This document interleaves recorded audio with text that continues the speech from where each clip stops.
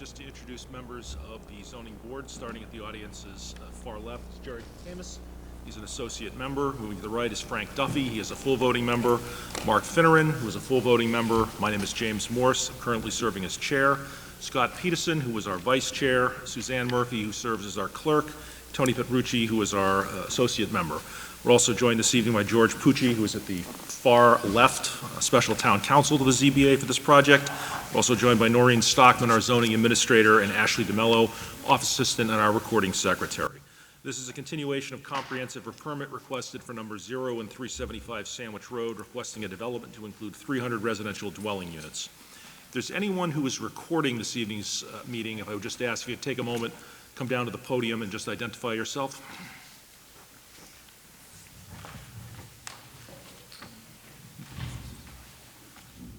Hi, with your permission, I'm taking still photographs, no motion. Cool. Thank you very much, sir. Could we just have your name for the record? Eric Schwab. Thank you very much, sir.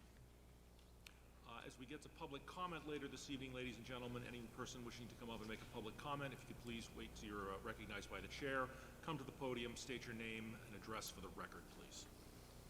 We have three things primarily on this evening's agenda. First will be a review of the site visit that took place this afternoon at the locus of 375 Sandwich Road.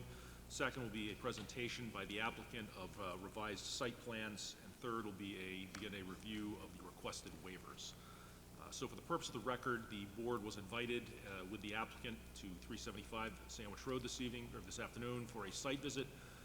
Walked the property to get a sense of the orientation of building placements and where various proposed amenities will be located, such as the roadway, leaching field, and so on. So take a moment just to go down through the board members just to discuss observations that they had or any comments they have for the applicant. We'll start with you, Tony. I have no comments at the moment. Scott? I know the lot is very flat. I'm not sure if most of the folks know the topography. We walked all the way back to where the development is going to take place. We could get a better understanding of abutters and setbacks, so it was good for me to be able to walk the site. Mark? I don't really have anything bad at the moment. Frank? It was rather difficult to see or visualize this project because the site is so heavily wooded, but nevertheless they did have a couple of corners staked out, which we found and saw, and I think we got a pretty good feeling about at least the proximity of this project to the homes on Meredith Drive, although we didn't really get to see too much on Pitch Pine Lane, the other side, but I thought it was generally helpful. Noreen, you have anything to add?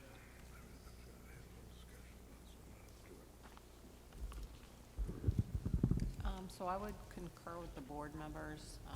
Certainly was a lovely day for a site walk.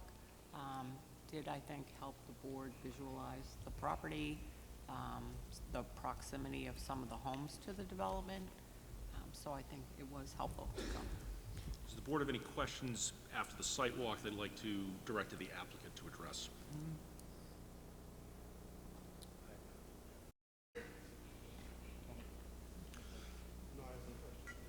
Okay. Any comments you'd like to offer for the record based on the site walk today? All right. Second thing on our agenda is a revised, amended site plan.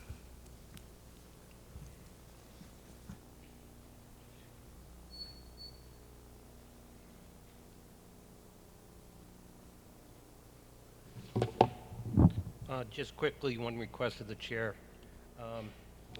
At our last meeting, there was a request for us to have our traffic engineer here to answer questions, and they were going to be submitted in writing.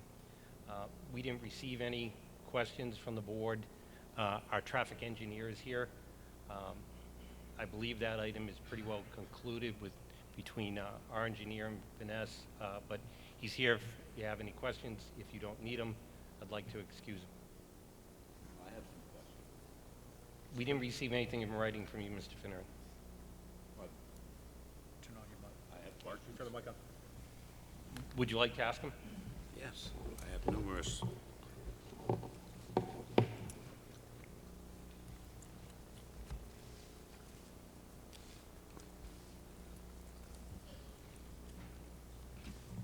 Good evening. For the record, Jason Adams with Bowman Consulting. In your response, and I'll just go through this in order,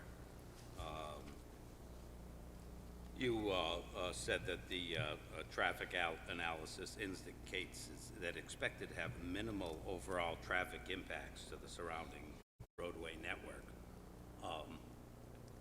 Your study was done in February, which anybody who lives around here knows that February is probably the least busy month on the roads of any month of the year. And the first thing I have to question is if you put the application in October, why didn't you get some more realistic numbers? I question that completely.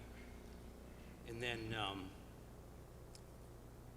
in your analysis, you use the general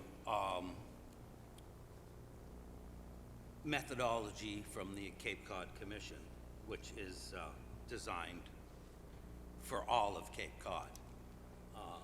And you increase the traffic flow from what you gauge in February by 25%.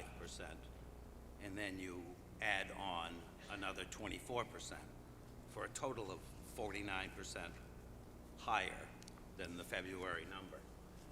But living in Falmouth, I know, and I mean, and that might well work for the majority of Cape Cod, but living in Falmouth, I know that the population of this town goes from 33,000 to over 100,000 in the summer. So that's a 300% increase in traffic. And I think a metric that increases the traffic by 49% is wholly inadequate. And again, I just have to stress again that this being taken in February, it appears that you did this to put this under the best light possible. You indicated that the cars that back up on Brick Hill Road would increase by 14 in the summertime. I drive up and down that road almost every day. I have a friend who's handicapped, and I pick him up and drop him off to work in various places. And that just doesn't jive with reality. So I really think that without a true summer study, I place very little value on this report, and I think you have grossly underestimated the impact. Grossly underestimated the impact. I mean, Sandwich Road is extremely busy. It's by far the most congested intersection in this town. And I just don't think that you depicted reality with this whatsoever. And then, you know, using the average, again, it's another metric, but it's a metric that I don't believe fits this development. You know, the average trip to work in Falmouth. These units are going to cost $4,300 a month, plus utilities. So these aren't going to house the average person. I think that a fair number of these people are going to be upwardly mobile, is the term. I don't think they're going to be going to work every day. I mean, they're going to be in and out all the time. And I think, again, you've grossly underestimated the impact that this traffic is going to have on that road. And now, when we asked for the wildlife study, which Mr. Calhoun denied to do, he said, we're already doing an extra analysis a traffic analysis for you, you know, as if we're asking too much, and I don't believe we can ever ask too much. It seems suspicious to me that you provide us an analysis of Sandwich Road and 151, which is 3.2 miles away from the proposed driveway of this project, but you don't provide us an analysis of Sandwich Road and 28, which is 1.2 miles away. I think this is beyond an error and omission. It's, again, sorry, it's suspicious. Would you like me to respond to any of Yeah, that? anytime you want, absolutely. I mean, I guess just to start at the beginning with the February count, when we come under contract, we don't know the exact filing schedule. So we're trying to get our study done as quickly as possible to give the most flexibility to the project team. We were contracted in, I think, December or January of 2022, counted in February, which is a standard practice. I mean, I understand that Falmouth has seasonal variation. I grew up in Falmouth myself. I went to Falmouth High School. Well, you should be aware more than anyone. I understand the seasonal variation of Falmouth, which is why we apply the factors. I understand that you may not feel that February adjusted to average month, adjusted to peak month, is actually peak month, but the few data points that do exist, even on Sandwich Road, there are roadway counts completed by the Cape Cod Commission that show that Sandwich Road in August is about 45% higher than Sandwich Road during the school year. I mean, the data lines up. Like, our responsibility is to present accurate data. I can't stand up here as a professional engineer registered in the state of Massachusetts and give numbers that I don't believe are accurate to what I'm trying to analyze. So that is my task. That's what I'm hired to do, is to evaluate the traffic information that's available. Your peer reviewer, Vanass, reviewed it, commented. We accepted those comments. We went through the effort of conducting additional traffic volume counts, completing additional analysis, which resulted in them agreeing with the way that we've presented that. They also have a responsibility as a professional engineer on behalf of the town of Falmouth to represent your best interest as a community, as well as their own ethical interests in completing the study. So, following Cape Cod Commission, my own 20 plus years in this industry, the 20 plus years of your own peer reviewer, we submit that this is an appropriately conducted study, even if it was not conducted in July or August. We are best representing the traffic volume data set that's available. And at the end of the day, what we're really trying to evaluate is, what is the traffic volume data set with or without this project? That's what we're trying to understand. So whether the number is 100 or 1,000, it's still relative to the impact caused by the project. And my responsibility to the project team and to the community, frankly, is to identify if there are any safety or efficiency issues caused by this project and to point them out if there are. My professional opinion is that this project is not causing any additional safety or efficiency issues within all of the study area intersections, really within the greater town of Falmouth. That is my opinion based on all of the information and all of my years of practice. But that kind of flies in the face of you not presenting Sandwich Road in the first place, especially if you live in this town. It's a glaring omission, and sitting up here, I have to point out that you're working for the applicant. And I'm working for, excuse me, I'm speaking right now. No, I mean, I'm speaking at the moment, and I'm trying to get some honest answers. And are you familiar with Sandwich Road? Have you been there on a Saturday? Yeah, I've been there on every day. And I mean, I can answer that in a technical manner. What our traffic impact study looks at is intersections that increase by more than 5%. Given the volume on Route 28 at Sandwich Road, this project does not increase that intersection by more than 5%. That's how Mass DOT as a whole evaluates how many intersections to look at. Vanass, your peer reviewer, asked us to look at that intersection. We were happy to do it. So we went out, we completed a new data set right? And we provided analysis to look at, again, to look at the impact on safety and efficiency of the project. So while we didn't include it in our first go-around because it didn't meet that 5% no, we did go through that effort on behalf of the town. How did you come to that conclusion? I mean, you included an intersection 3.2 miles away, but you didn't include a much more severely impacted intersection that's only 1.2 miles away. Yes, Counsel. I respect any board member to say they disagree, but it's getting to the point where it's repetitive and it's argumentative.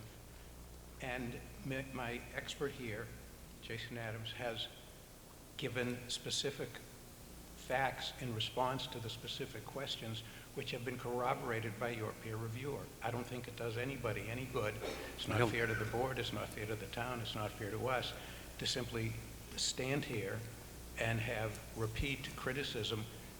If you agree or we agree to disagree, that's fine. We'll rest with our professional and with your professional. But I would respectfully ask, Mr. Chairman, that you do cut off this type of really haranguing from the member. So, happy to answer specific questions, as Mr. Adams has just done. But beyond that, it's nothing but continued beating something which doesn't bear beating at this point. Thank you. Again, it's fairly glaring that that was omitted from the study. One has to admit, excuse me, I'm speaking. But he went back, and this is continued haranguing. Yeah, all right, well, let's get to that then. It's not continued haranguing. Do you have These are facts and figures. I have more. No, I was just going to ask the next question. I mean, this intersection is an LOS-F for the most part.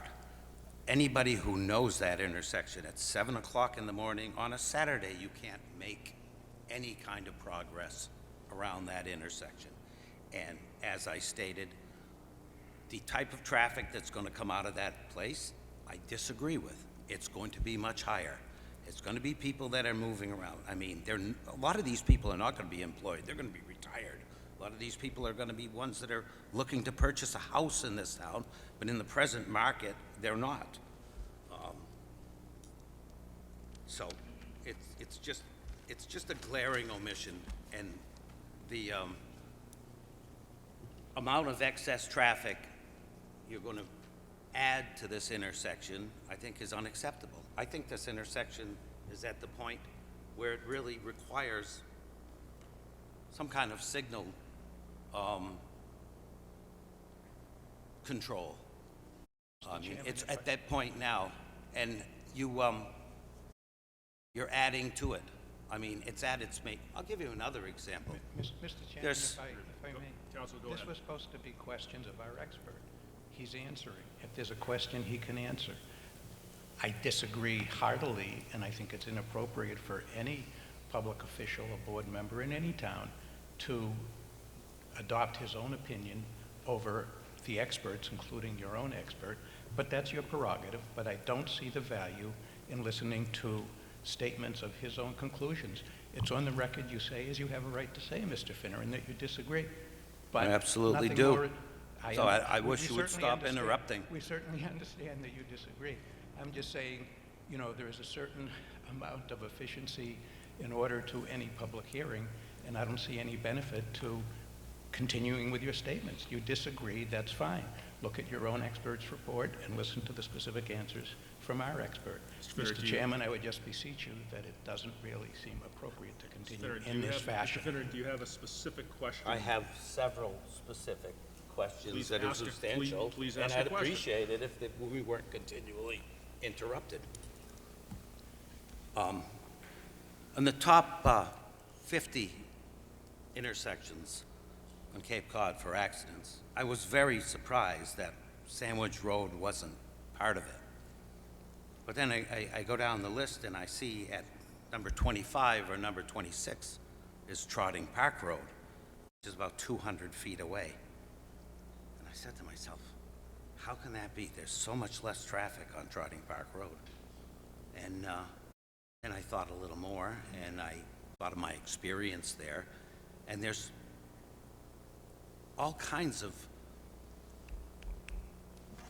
bumper accidents, but the traffic there is proceeding so slowly that there's infrequent damage in this, because anybody can drive by here and see the traffic is at a standstill.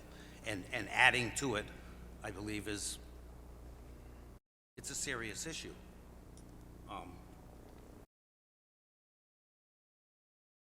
Do you know what the most dangerous stretch of road on Cape Cod is? Where it is? I don't off the top of my head. Would you believe that I might? It's, Mark, you need to ask a question.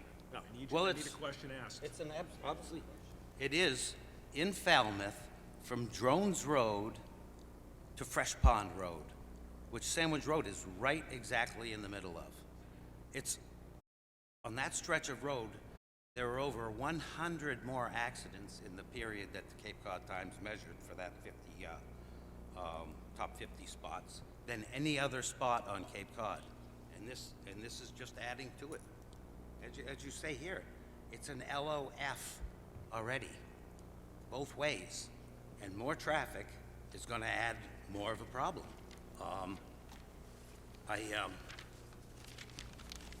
I just don't think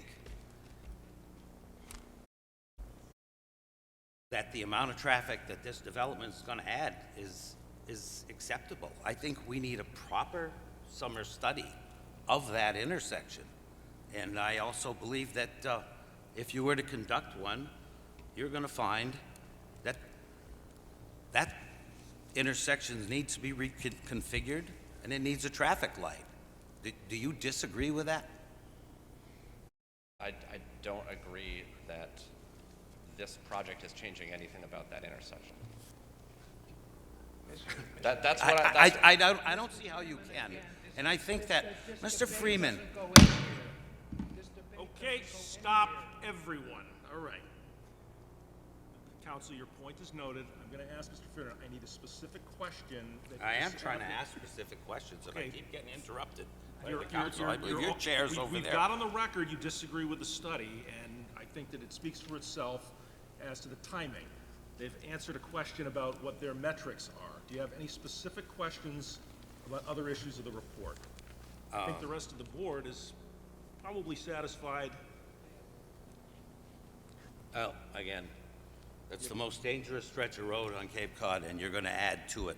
I don't believe your metrics are correct, and I believe that that intersection is on the cusp of needing a redesign and a traffic light to control it.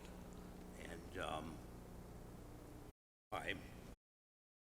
I'm going to ask that be one of the conditions. I think the numbers are there to prove it. I mean, and if you didn't think so, I just question why it was left out in the beginning. Any additional questions? No, that's fine for now. Suzanne?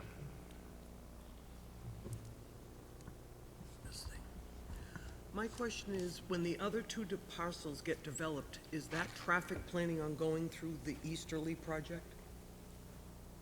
Going through the Yeah. Easterly project, it would be using the same driveway. That's what I mean, so it's gonna be coming out the same way. Right, it's a big if. I mean, we're evaluating the Easterly project. We were asked to look at the potential of what that parcel could generate in terms of trips, but So there Right. will be quite an addition to this driveway then? I would not say quite an addition. What would you say? We presented those numbers, and your peer reviewer agreed that there would not be a substantial amount of additional traffic should those parcels be developed. And do you remember the percentage he said increase? Percentage over the Easterly, is When- that? When you add the other two projects? Because we don't know if it's 600 units or a couple of houses, we don't know. Correct, and So it's and I very don't concerning either. for us. Right. We were looking at what is currently zoned there, which would be single-family homes, is how we So evaluated. you went real low, Well, we went what is currently zoned there, that's all we can do. but it's not zoned for this either, so. Uh, Right. Thank you. yeah. Tony? Yeah, just a quick question, and I apologize if I missed the answer to this question.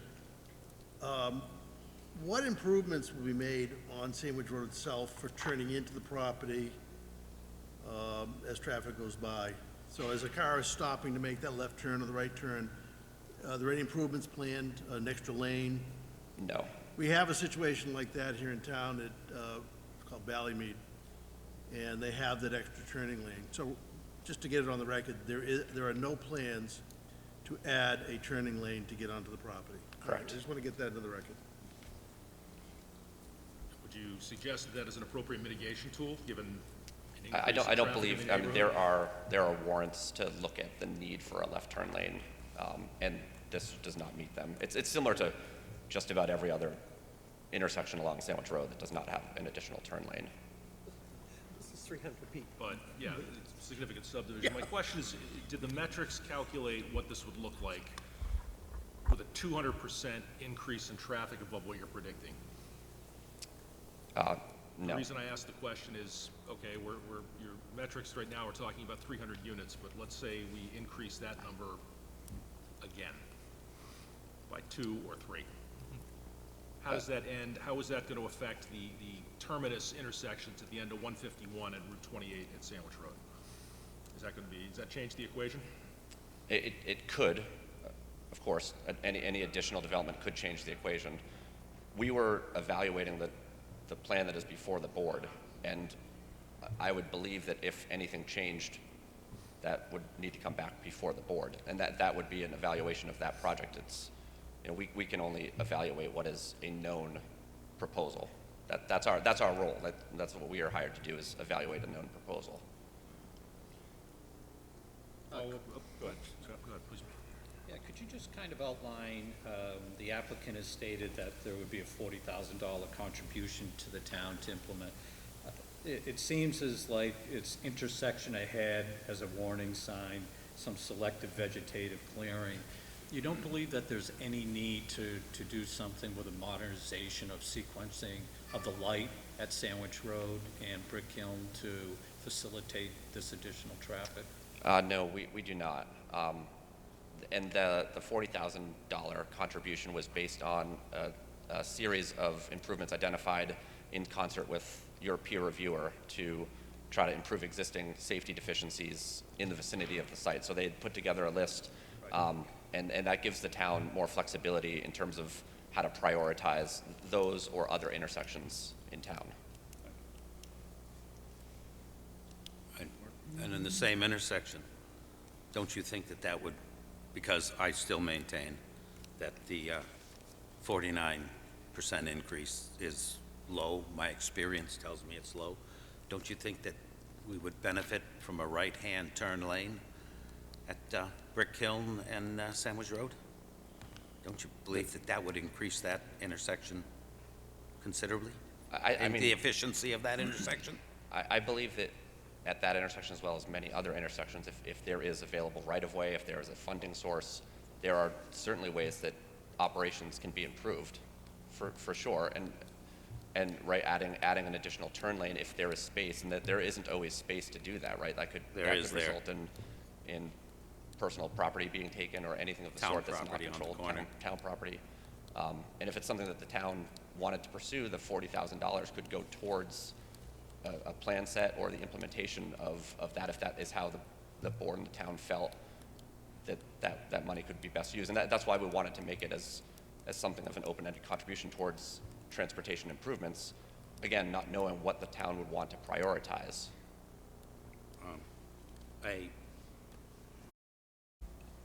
I'm sorry, but I see that the volume of traffic that's going to be added by this has been grossly underestimated. I think at a minimum, that would do that would go a long way to improve Brick Hill and Sandwich Road, Brick Hill and Sandwich Road. And again, the volume that you're going to add to 28 and Sandwich Road, I think that there isn't even a suggestion that you guys are going to do anything to improve the obvious burden that this project is going to put on that already overburdened intersection. And I hear nothing from you. I'm going to hear from Mr. Freeman, though. Frank, Jerry, do you have any questions? No further questions. We're going to sit down. Thank you very much. Frank, do you have anything? No. Thank you.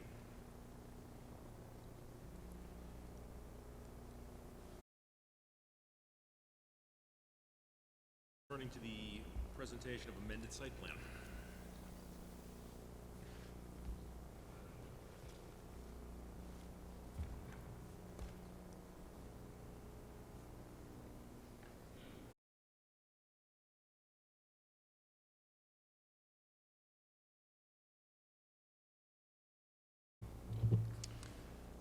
Good evening. For the record, Phil Cordero from Allen and Major Associates, professional civil site engineer.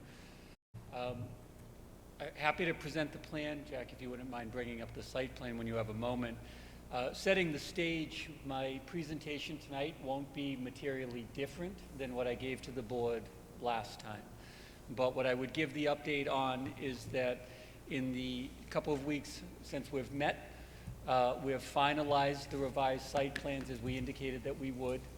A submittal has been provided to the board as well as to the board's consultants and the other town departments that provided correspondence on the original application. We provided the memorandum that we indicated we would. It's dated April 12 from my office, which is the point-by-point response to all of the comments raised from anyone that has provided correspondence. That includes the board's engineering peer review consultant, Beals and Thomas, the Town of Falmouth Fire Department, the Town of Falmouth Water Department, the Town of Falmouth Engineering Department, and CEI engineering consultants acting on behalf of the Town of Falmouth Engineering Department. So those materials are in the board's packages, and I am happy to go through any individual questions, comments, concerns that the board would like me to this evening. The scope that's within them is by and large, again, the same as we've previously testified. We have modified the site layout to add natural buffers around the perimeter of the project where we have residential neighbors. Natural buffer being treed areas that are to remain as they are intact today. The site plans provide for an enhanced screening berm buffer adjacent to the sides of the parcel, specifically the south and the east lines where we have our residential abutters, for the specific purpose of shielding headlight glare, noise, trash, visibility, if you will. That buffer, as we talked about 2 weeks ago and again during today's site visit, it is approximately 2.5 feet high, or it will be minimally 2.5 feet high, let me clarify. And that 2.5 feet high, as outlined in the report, is based on AASHTO height standards, the American Association of State Highway Transportation Officials, which is where they measure headlight glare for traffic vehicles. If Jason was still here, he could maybe support that from the traffic conclusions. But that's where the berm height comes from. It's 2.5 feet high. There are 3-to-1 side slopes on it, so it accommodates 2.5 feet of height.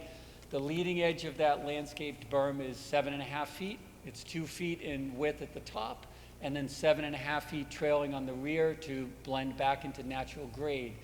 And on that slope, specifically on the front 7.5 feet, is supplemented landscaping, evergreens, hydrangea, rhododendron, grasses, evergreen-based species that would provide drought tolerance, but more importantly, headlight deflection and screening from the residents to the development of the easterly.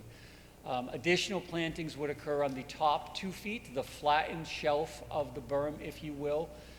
Those would be shrubbery type enhancements, given that we only have 2 feet in width. And then the rear 7.5 feet, which would be towards the woodland side, would be grassed at the outset, but would be allowed to just naturalize on its own. So the grass could grow taller. Eventually, woodland species would grow into there, given just normal migration of seedlings and saplings, and that would grow to eventually become part of the buffer that you see out there, the natural wood line. The site development, building-wise, I think we've talked about that in great detail prior hearings. Again, happy to review it, but in the interest of time, I'll defer to the board's wishes tonight. As a reminder, we did modify our site entry roadway in several capacities. One is to remove waivers from the Town of Falmouth's typical subdivision rules and regulations as recommended by the engineering department. We do still maintain certain waivers that we're asking the board to grant on this roadway. I think we're going to talk about those this evening, and we could talk about the justifications and the reasoning for them. But the road that we're presenting to the board for ultimate approval is in keeping with the Town of Falmouth subdivision rules and regulations in terms of cross-section. In certain areas, we are larger, and we have divided boulevard entrances, as we've discussed prior, to allow for increased traffic flow, fire apparatus circulation, and the like. So where we deviate from the town standard, we are actually wider or above the town standard. We have made changes to the roadway at the request or suggestion of the engineering department, vertical granite curbing throughout to make sure it can withstand plowing and standard maintenance. We have the multimodal bike path and pedestrian path on the north side of the roadway, as we've discussed.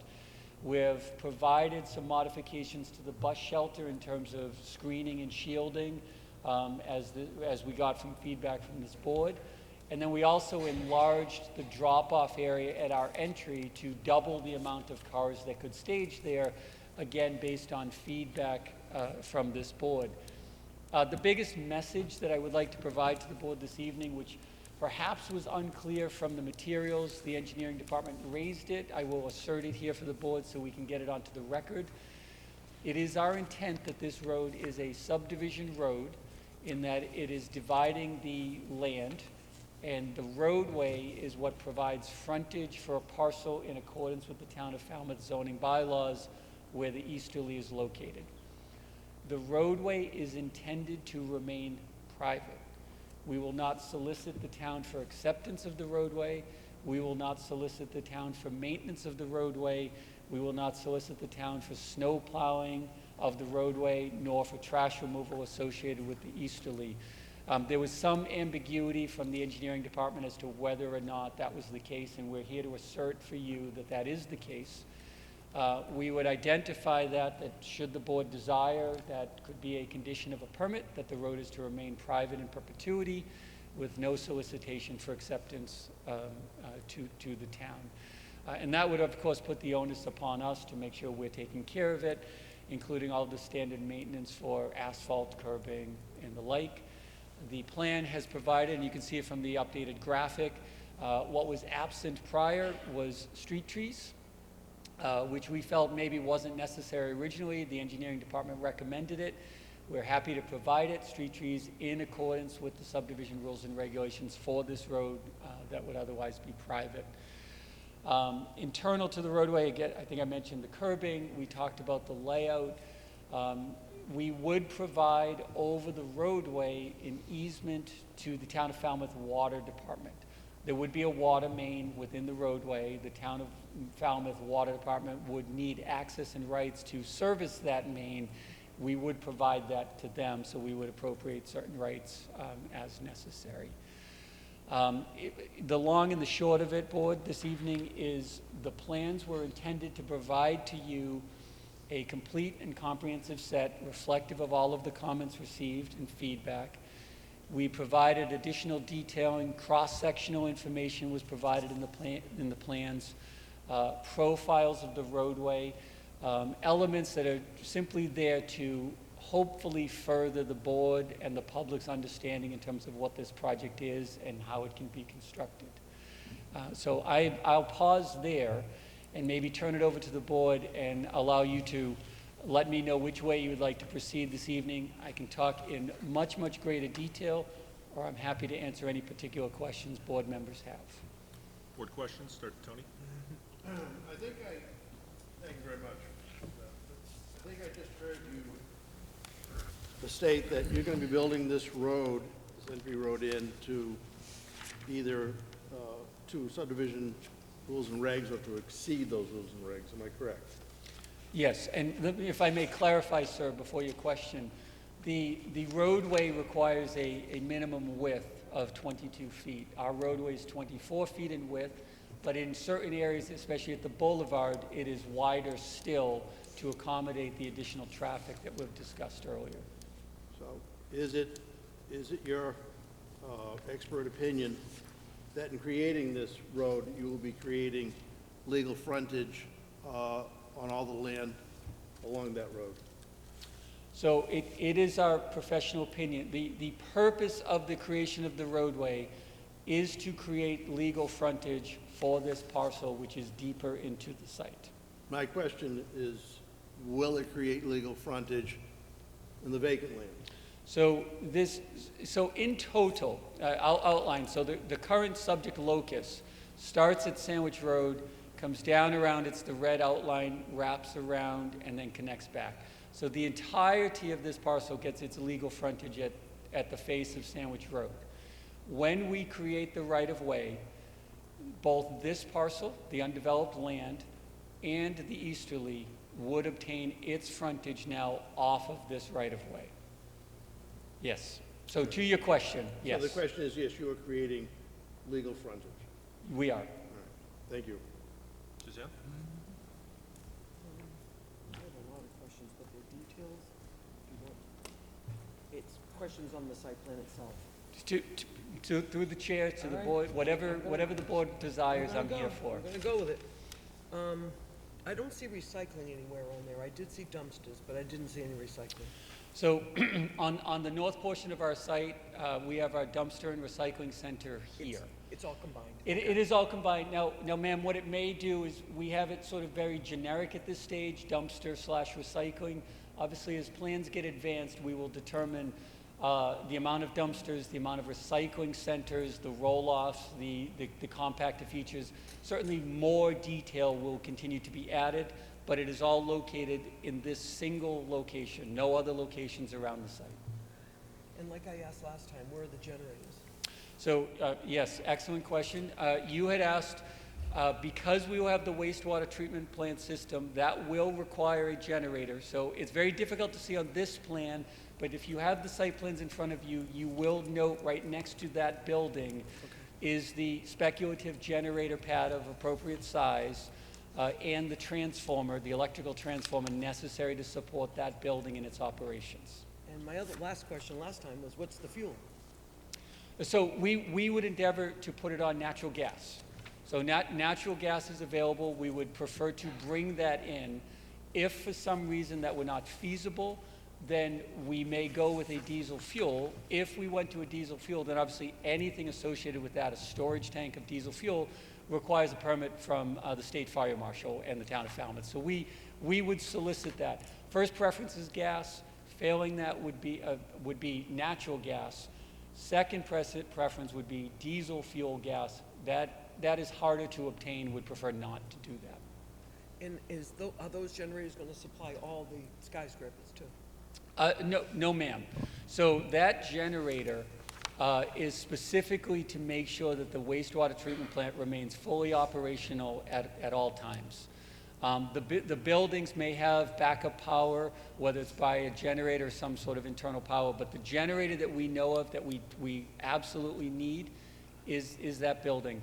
A lot of internal emergency egress lights are internally powered by batteries, so they don't require the generators that we used to have in the old days. So the fire exit signs, the spotlights that'll come on, like you see around this building, if it were to lose power, those are battery powered, site-specific at the device, so there's no additional generator that may be required for that. So these people are going to be in the dark when the power goes out, except for the hallways. So would there be darkness? Yes, quite possibly. Would there be safe and sufficient lighting in accordance with the code? Absolutely. Okay. We do lose power here a lot. We Just understand.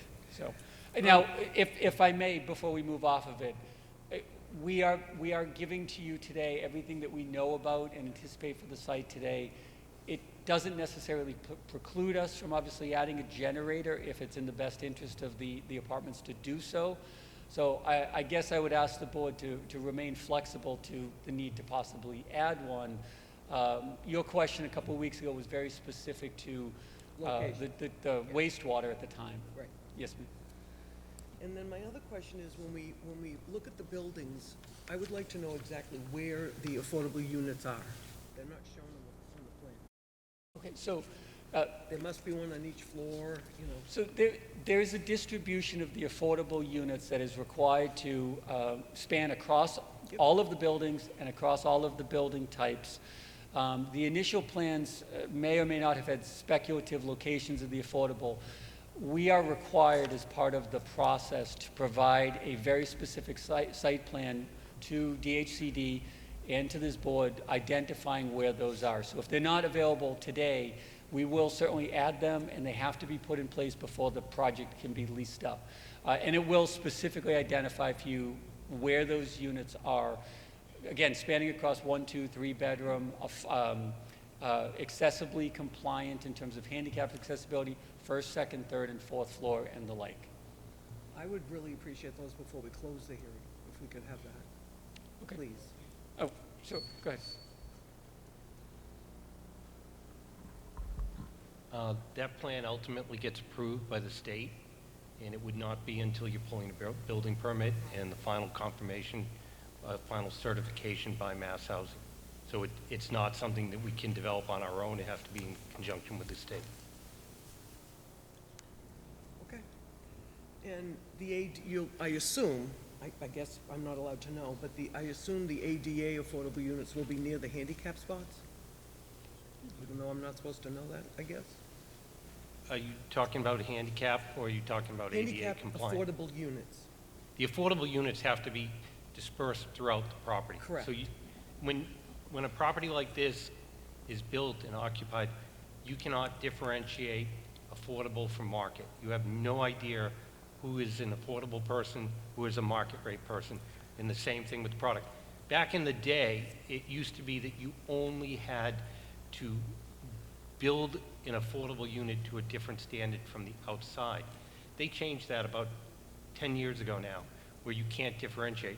And the only difference is when someone comes to lease up. That's the only difference. There's no difference between an affordable renter and a market rate renter. It's just the rent. So I think Are the affordable units, the 3-bedroom, let's say, use that for an example, the 3-bedroom affordable unit going to be the same square footage as the market 3-bedroom? They're required to. Yeah, so there's no change in square footage at all? Is a regulatory agreement that has to be gone through in great detail with Mass Housing, signed off. It goes through every bit of that. They confirm when you come to final construction drawings that the square footage is the same, the counters are the same, the doors are the same. So all that is handled by the state on a regulatory basis, and there's no difference from it. Okay, thank you. if I may, before you move on, ma'am, because you also asked about the accessible units, and you Yes. said, would they be located directly adjacent to the exterior accessible parking spaces? And the answer to that is possibly. So because of the distribution that Mr. Calhoun was noting, whether it's a 1, or 2, or a 3-bedroom, to be accessibly compliant, they may be spread across the buildings, which may not be directly adjacent to the exterior parking spaces. The way that's accounted for under the accessibility code is the entirety of the buildings meet the accessibility code. The corridors are wide enough for wheelchairs and the like, handrails, et cetera. But the actual accessible units may not be directly adjacent to the exterior accessible parking spaces. Those are not necessarily linked together. How many of the 75 have to be handicap accessible? I don't know that offhand. That's a question for the architect, unless you know it, David. Yeah. And then my last question was, this place where they're all going to be stopping in at 5 o'clock to get their mail and their Amazon packages and whatnot, has one handicap spot that I could see. You drive in and it's right up the top, if I'm correct, according to my plans. I don't even see how this mail thing and this Amazon thing's gonna work. If you're a single mom with 2 kids, you gotta get out of your car, get the kids, bring them in, get your mail. go back to your skyscraper and every day, it's not gonna be easy to do that. Excuse me, if you don't mind for 1 sec. We brought some pictures of a typical mailroom, because a mailroom, But not this place, just a- this, we would be doing this. Oh, this is you? See what you have in the middle? Yeah, This is your typical mailroom. To the left, this is your Amazon / your package storage. What happens in a modern apartment building is they're not allowed to go to your apartment. They have to come to the clubhouse. They have to check in. They have to put the packages in the package storage room. You then would get a text message on your phone that there's a package waiting for you. So when you come to pick up your mail, whatever, the package is waiting for you. It works super so efficiently. this will be all cambered, all cambered. There may be cameras in the mailroom. I don't know if we are putting cameras in all the mailrooms. This is also, you asked a question last time. This on the right, that's your pet wash facility, which is, anybody in the industry will tell you, it's one of the hottest things going right now. People love it. We haven't had an industry like that here yet. I think I should probably hold off. If I have any other ones, I'll get back to them. That wasn't so bad. We hit a lot of details. Well, I do have more here. I can keep going, but, well, I'll keep going. Is the clubhouse gonna have food and serve things? Is the Board of Health gonna get involved? Sorry, The clubhouse does not serve food. We'll have a coffee bar. that's Board of Health right there. Yep, if the Board of Health has to look at it, the Board of Health has to look at it. There is typically an area, a kitchen, that can be used by the tenants in case they want to have a gathering. They can rent that room out. That's found to be very successful.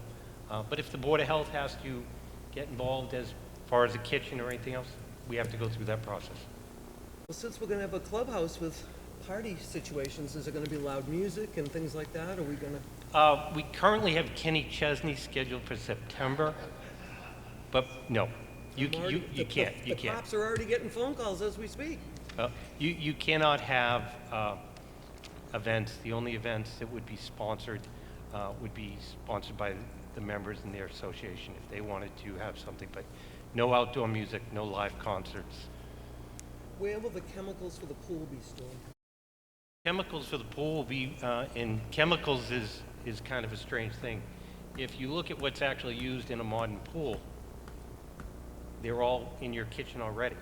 Baking soda, citrus. So no hazardous at all, we can condition them. Excuse me? Yes, No sure. hazard, we can condition, okay. No sodium hypochlorite. Doesn't have a modern pool. You go to the beach like us, it doesn't have a modern pool. And my last question is that valet trash thing that blows my mind that you told us all about. When people don't sign up, what is your plan for adding additional dumpsters? I don't think we'll have a need for additional dumpsters. Dumpsters are centrally located. We may not do valet trash at this location, but the dumpsters are all within reasonable distance. And it's, So fourth story people have to drag their trash and walk over to that dumpster area? they have to come down the elevator, they have to go through the beautiful lobby, and then they have to walk across the manicured lawn. I think they'll be happy. Wow, okay. Anything else? Oh, no. Thank you. Scott? Just clarification, I thought at our last meeting, we had spoken about a 50-foot side yard setback plus the additional 10, and now we're at 45. Yes, so we did speak about that. You know, so as part of the final design, what ended up happening, the lower buffer on the south side is 45 feet plus or minus, and then the bermed buffer, which is 17 feet from edge of toe of slope to toe of slope, including the entirety of that crest. So the reason we're not truly at the 50 feet is just based on the simple geometry of the site. You know, in terms of the width that we had to provide with the parking, we didn't accommodate that true number. Now, what I'll provide to the board, and we discussed it, you know, I indicated it this afternoon with no discussion, is that the back half of that berm, which is 7.5 feet, we're going to allow that to naturalize itself into place. So if you were to use the 45 feet that we're leaving plus the 7.5, that will exceed the 50-foot buffer. Some of it will just require a grow-in time. Could you bring that up on the screen where you took the 5 feet away, please? So it would be this, I don't know if I have the exact area, but it's right along this line through here, ma'am. So that's 45 feet, you know, where my laser is pointing. Can we bring up cross-section plan section 2? I think we can. Because that shows where you took the 5 feet right out. Maybe we can.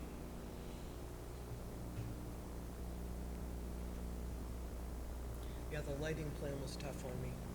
It was tough. That's the lighting plan. No, that's the overlay plan. If you added the cross-section, Jack, I don't know if those are in there Is it cross-section? It's C, 106B. from our site plans. It appears we may not. We don't have it on the slide. I apologize for that. Can you speak to the landscape berm height? The final height here, when the project's being completed, you're going to have a total height on the berm of 10 feet? Is that what you had mentioned? So to clarify, the constructed berm is 2.5 feet. So the earthen portion is 2.5 feet. On top of that will be our planted materials. So directly on top of the berm itself, which is a 2-foot flat area, we will put our rhododendrons, our shrubbery, which would be 6 to 8 feet full maturity, a little bit of variation, of course. So we anticipate the top of that berm being 6 to 8 plus the 2.5. So from ground surface, it would be plus or minus 10 feet. That's where that number is derived from. On the face side of the berm, where we have the 7.5 feet, the sloped area leading towards our parking lot, is where we would put the larger vertical materials, the evergreens, the spruces, the trees. Those could grow much taller. You know, at installation, those would be about 6 to 8 feet in height, and those would continue to grow from there, and they could ultimately exceed 10 feet. Yeah, I was wondering for the abutters. When we're talking about, I apologize for jumping around, but when we're talking about nitrogen loading, is there a need to do anything with fertilizer on the project, or can it be an organic fertilizer? So fertilizer is an important element for the startup of the planting. It helps the plant strengthen, it helps it acclimate to the new climate. Once it's established, in our experience, fertilizer use can be limited, if not entirely eliminated. You know, if you have healthy plants, if you have native plants that are familiar with the climate, which we would endeavor to do here, that was a request of the board, we'll make sure that's incorporated. So fertilization could be limited or eliminated, and we're certainly sensitive to that concern for nitrogen. And we outlined in the report, our report letter dated April 12, that the applicant would be amenable to conditions limiting the use of fertilizers if the board so desired. Yep. With follow-up. Just a quick item. The proposed additional conditions which were provided to the board, if you look at number 5, that's where we would propose to memorialize the fertilizing program, and we actually follow the guidelines that the town has recommended. Yeah, I guess I was hoping we might be able to go just a little bit deeper and get to know fertilizer understanding. We have a lot of difficulty here with the nitrogen aspect of it.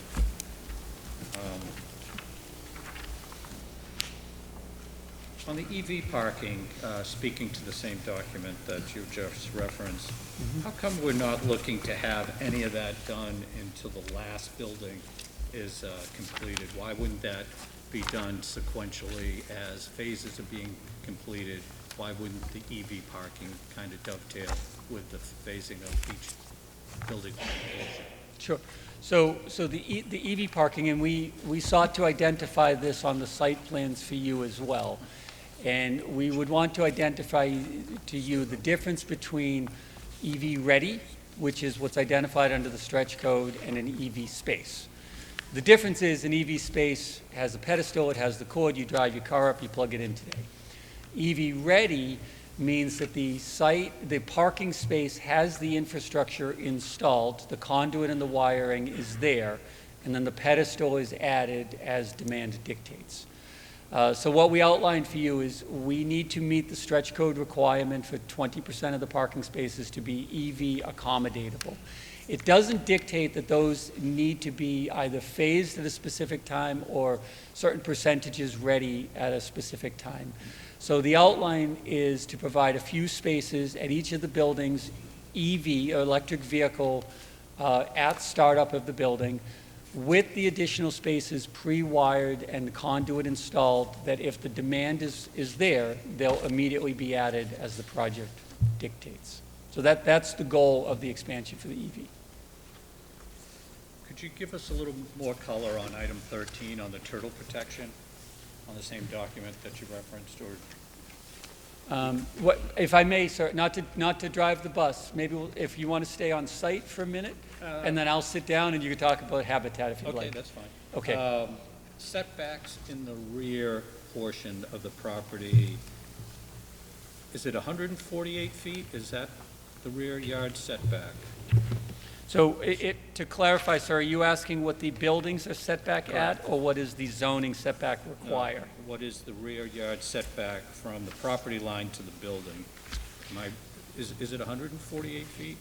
So the rear yard setback under the zoning code establishes that it's 2 times the maximum building height, or 100 feet. So as drawn on my plan, the rear yard setback, the dashed line, is 100 feet. That designates 100 feet. Okay. The buildings, specifically buildings C and D, C is 170.8 and D is 198.8 respectively off of those property lines to exceed that minimum requirement. No further questions then. We'll wait. Thank you. Thank you. Mark? Are the utilities going to be under the road or beside the road? So everything will be underground. Gas and I electric. realize, but under the road or beside the road? Sewer and drainage and water would be under the road. Gas and electric would be beside the road. Typical shoulder work.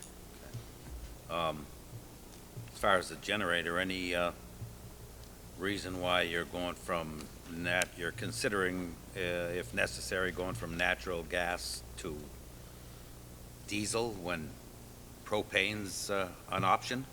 Sir, it could also be an option. Would it be a condition? We'll leave that up to you for discussion. The fact of the matter is we don't know what the generator power will be. Gas is available. We're not bringing gas into the site other than limited use for fire pits, the amenities, pool heaters. So the appliances are not gas powered. So the gas load is limited. So stretch code dictates the limitations on fossil fuels. So the extension of the gas main would simply be for the amenities and the generator. If not the generator, then certainly a propane tank is appropriate, or the diesel fuel would also be appropriate. The least desirable would be the diesel. Diesel would be the least desirable of the 3, for sure. Yes. Just because propane wasn't mentioned. It was not, but you're correct, sir.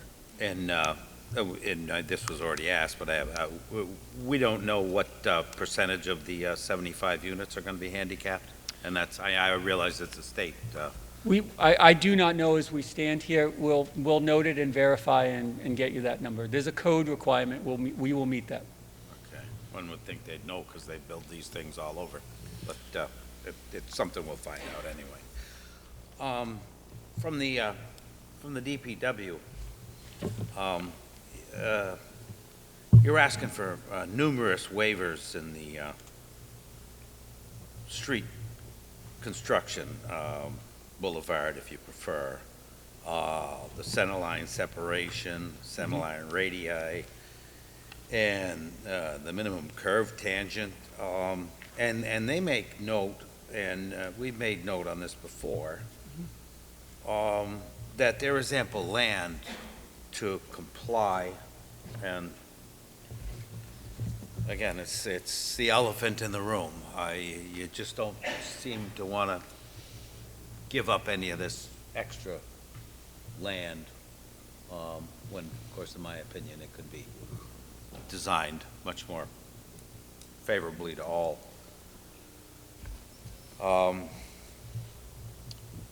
Now, the DPW mentioned, as far as the irrigation, that they suggested the rainwater storage. Is that in your plans? Rainwater cisterns are not. We would seek to utilize an irrigation well for our plants. And the premise for that is we have 100% stormwater recharge on site. So no water leaves our site. So the concern from the town's perspective was drafting off of the aquifer.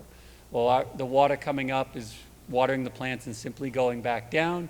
Any water from the sky relative to stormwater is also going back down. So at the end of the day, as we solicit the permit for that well, we would be a net zero on water withdrawal.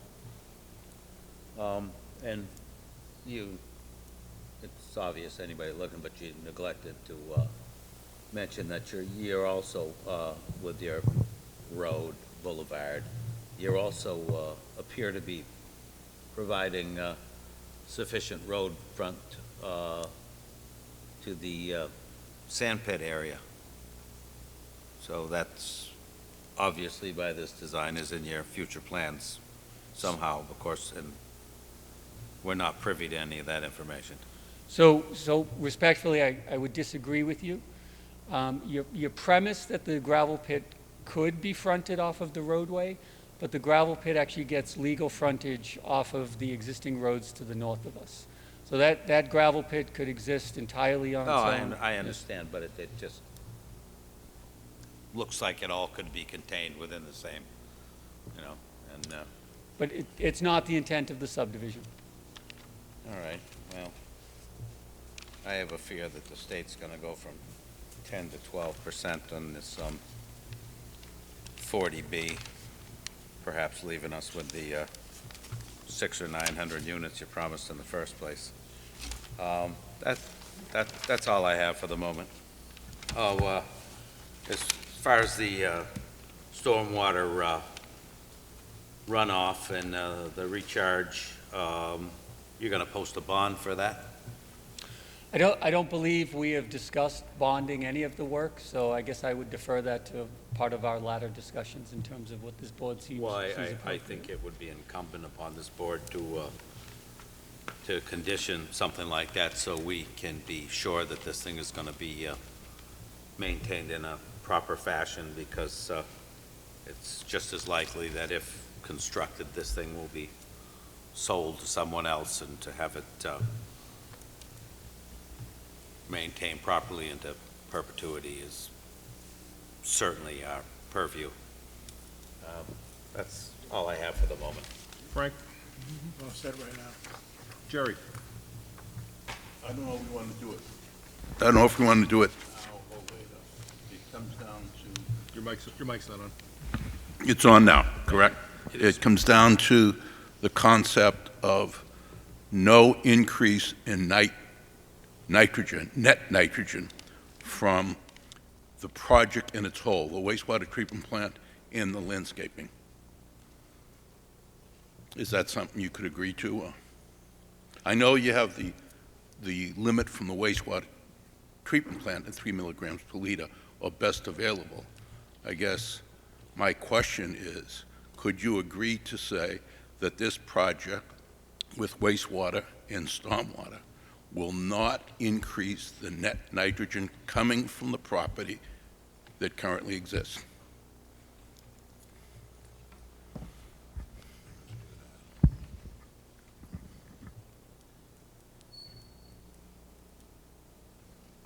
And that goes for compliance with our TMDL, that you don't adversely impact it. If we will do whatever DEP requires us to do.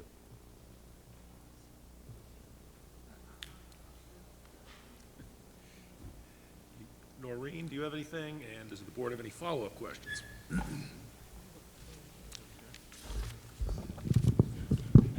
So I think one of the questions I had, which we still need to, I think, iron out, is it appeared as though Mr. Freeman's proposed conditions were talking about the 50-foot natural area that was going to be maintained, and then there would be a 10-foot landscaped area in front of that. It sounds like this proposed berm is going to be eating into that 50-foot area. So I think part of the concern I have is if you have an area that you're potentially cordoning off and you're saying, okay, we're not touching this point, but it sounds like you're encroaching into that, and that 50-foot is not a hard line. Sounds like it's more the starting point. And I understand with a large development, you have these types of issues, but what I would say is, particularly based on the site walk we had today and the way that the houses are set on Meredith particularly, many of those homes along the first section of the southern area, the first group of homes, almost to the midpoint, the homes are set closer to your property than many of the others are set further away. And so clearly those homes amongst everybody else are going to be more impacted, because we could clearly see from markers on the property that you could absolutely clearly see those homes, which means that those homes are very clearly going to see your structures, right? And as you look through this zoomed out picture, these areas that surround you are all single-family homes, right? All of them. And this is going to be a substantial change in living structures, right?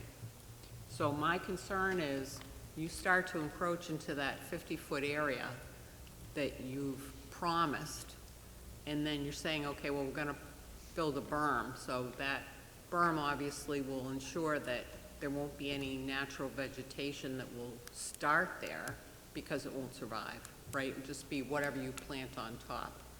So, many of these neighborhoods too, when they were set up with a 100-foot wide area that went around all the lots as a buffer area. So I think when you're looking at what you're proposing to do, when you're offering 50 feet and then you're backing off the 50 feet, I think that's hard for people to accept. So that was just my first point. Like I said, the homes that are closer, there's going to have to either be a change made to the development, maybe moving those buildings further, or there's going to have to be more mature planting. I think that's up to you folks to figure out how to figure that out. But I think it's certainly unfair to the people who have had homes here for so many years. They understand that development can happen next door, and nobody disputes that. But what can typically happen next door is a single-family home or a couple of homes versus what you're proposing. So I think it's really contingent to you to find a way for you folks to fit in and not them, because their homes are already there.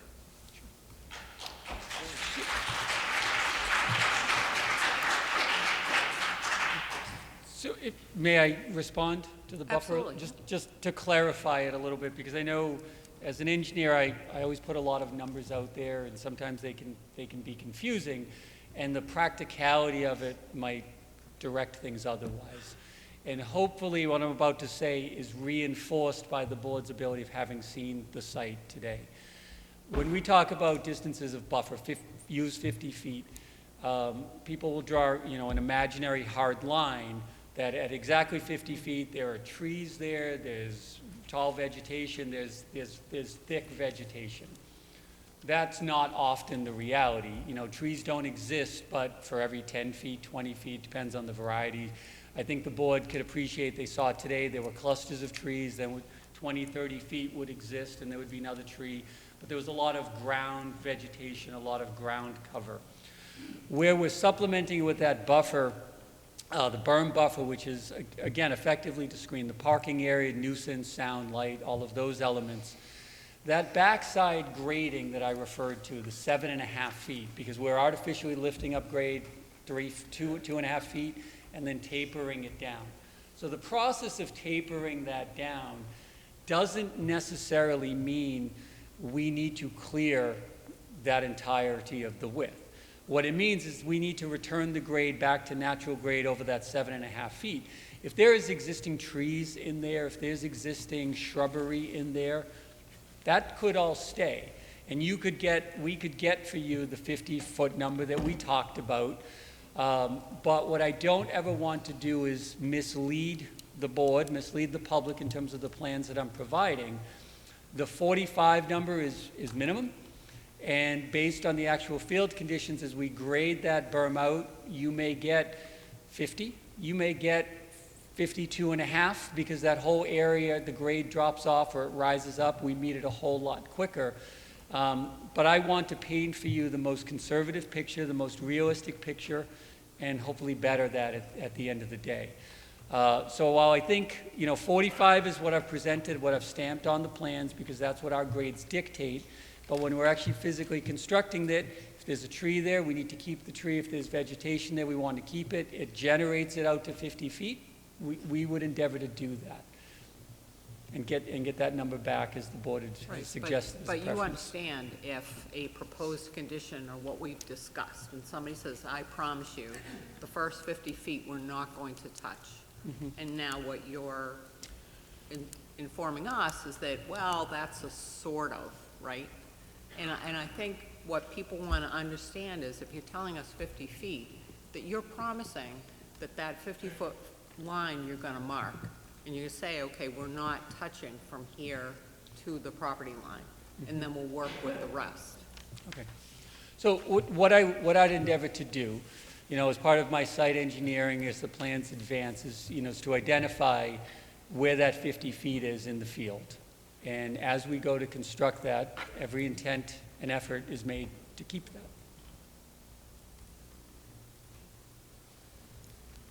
Follow-up questions? With regard to, thank you.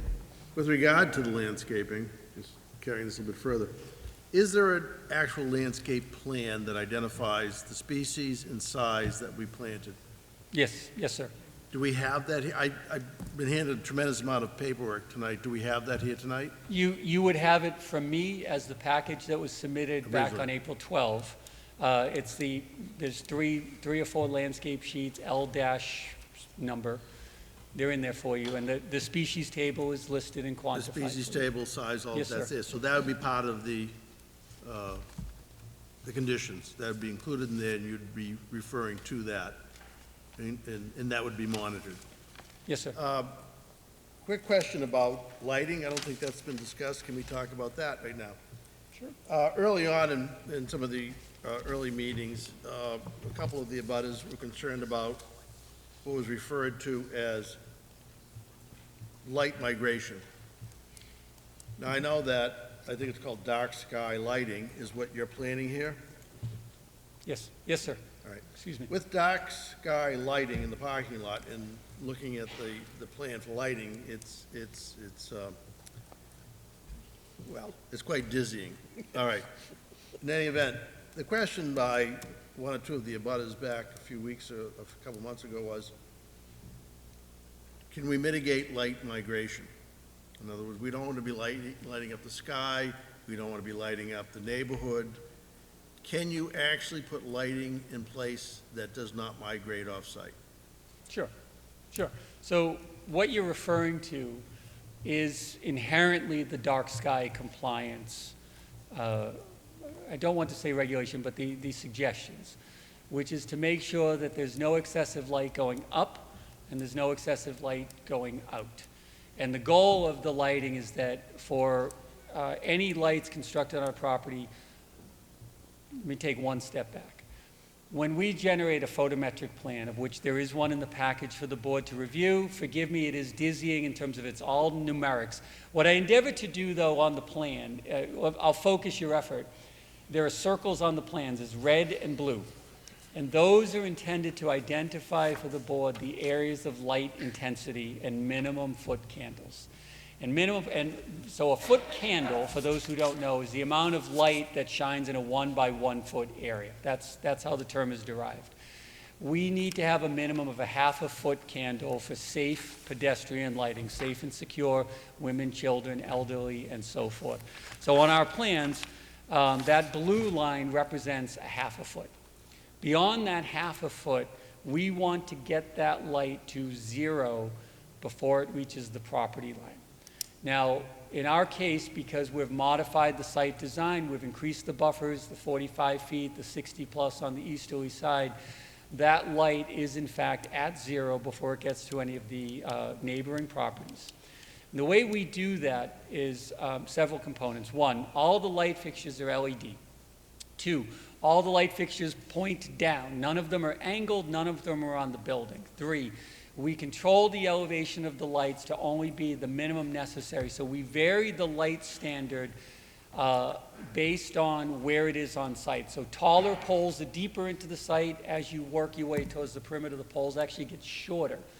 And what that does, that brings the light levels down. 4, if you imagine the light pole with the head sticking out, on the back side of that light fixture, if you look very closely at the top, there's what's called a rear shield. And what that rear shield does is, as the light wants to come down, the light spreads horizontally out in all directions, 360 degrees. That rear shield prevents that light from going behind the fixture. In this case, behind the fixture means our neighbors. So that's how we achieve that no light spillover, that no light trespass, that dark sky compliance that we're looking to do. And that's how we assert those foot candle numbers that are on the plan. So you can comply with all the safety requirements and still mitigate the light migrating off-site? Yes, sir. All right, so that can be conditioned, well, certainly as part of the plans. All right. Yes, sir. We would ask you to look at the plan and reference the foot candles we It's have. hard to, yes, and I Yes. agree with you. For someone who's not an expert in this, it's very difficult to understand what's on that plan. We understand. And why I asked the question, and I just wanted to get that on the record. Understood. Suzanne? Have flow tests been done for the fire department yet? Not yet. So during the process, I connected actually with the water department. We actually endeavored to schedule our test a few times. We had cold snaps. We can't do the hydrant testing when it's cold out. Obviously, now we're in springtime. The weather has really turned. As part of the process with the water department response, we have asserted that we will do that. We will do the test with them as soon as conditions allow, as soon as, not so much conditions anymore as aligning schedules. We will get the flow test done, and that flow test will then be used to help design our fire protection systems for the buildings. So we'll have that before we close the hearing? Likely not, ma'am. Well, that's a safety issue. So I understand. There's a number of things that will go into the data that we get from the flow test. So let me just describe for the board. The flow test is we go out with the assistance of the Town of Falmouth Water Department. We don't do it ourselves. We open up a couple of hydrants and we determine what the operating pressures are within those water mains, of which there's a new main in Sandwich Road, which is the one we would test. That would tell us what the operating pressures are. That would tell us what the capacity is. Those numbers go to our fire protection engineers. They do a couple of things with it. First, they determine, is it adequate for domestic pressures, the ability to flush toilets, wash hands, take showers on the 4th floor. That's a straight pressure calculation. The next is to take the gallonage and make sure we meet the NFPA 1 requirements and the 527 CMR 18 requirements for fire demand. That's a little more intensive process. More calculations are required. That is typically done as part of the formal building design. All of those calculations have to be certified by an engineer, have to be reviewed by the fire department, have to be reviewed by the fire department's consulting engineers, should they choose, have to be reviewed by the water department and/or the engineering department, have to be reviewed by the building department before they'll issue the building. So the absence of not providing to the Zoning Board of Appeals, I'm hoping to give you some comfort that we take the data, it goes through the machine. When it comes out the other side, it gets thoroughly vetted to make sure it's adequate. So if we can get any information before closing would be very helpful, because it's a huge safety issue. I mean, huge. So we understand, ma'am. We understand. And then my other question is, are the sewer utilities shown on this new plan? They are, ma'am, on the utilities plan. Okay. Yes.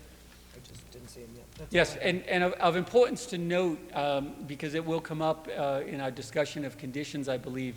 So I've noted before, we have an internal gravity collection system that feeds our 5 buildings. It flows through gravity sewer mains to our wastewater treatment plant, which is here, and our wastewater treatment field, which is here. We have also provided extensions of sewer laterals to the north and to the south, and I want to be very clear. We are doing that not to be misleading and suggest an expansion of the project. We are doing it as an opportunity that should the town wish the neighbors to tie into the wastewater treatment plant and an expansion of the field that we've talked about at prior hearings, that infrastructure is in place for them to do that. We have 2 extra lines, one that goes northerly and stops, and one that comes southerly and stops. And those are accommodations for the neighborhood and have nothing to do with any perceived development on the vacant piece of land that you see. Thank you. Got it. So just to drive that nail home in looking at the verbiage that you utilized, so adjacent property is not the Saxon adjacent properties, it's the abutters.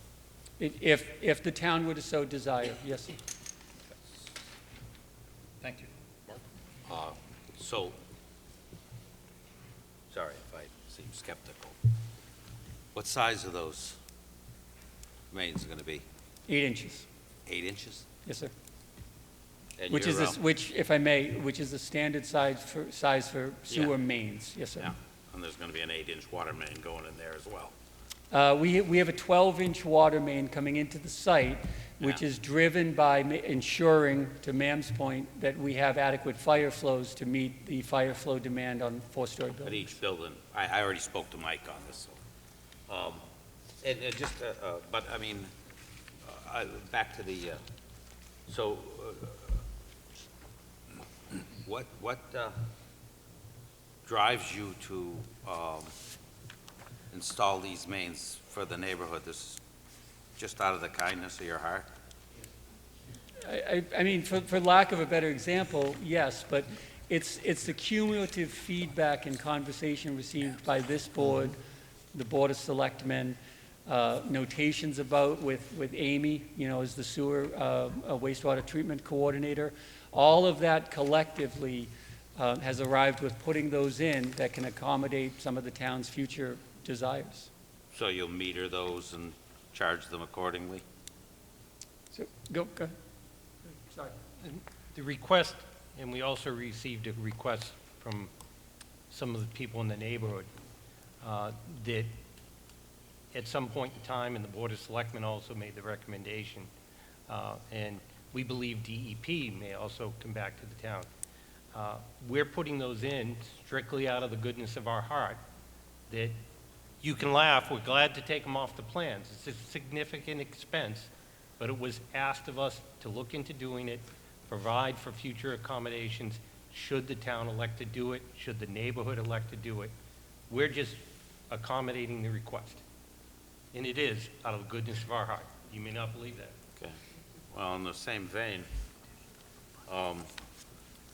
we were earlier, at least if I'm not mistaken, led to believe that you were going to pay for the construction of a sidewalk all the way to the intersection of Sandwich Road, and that has shrunken down to a contribution of $40,000, which in the last town meeting, we had a house on Scranton Avenue that needed curb cuts, and the price of the sidewalk on just one property was, I believe Jimmy Grady told me it was pushing $80,000, so $40,000 seems to me that it would just sidewalk your, the frontage in front of your property and nothing more.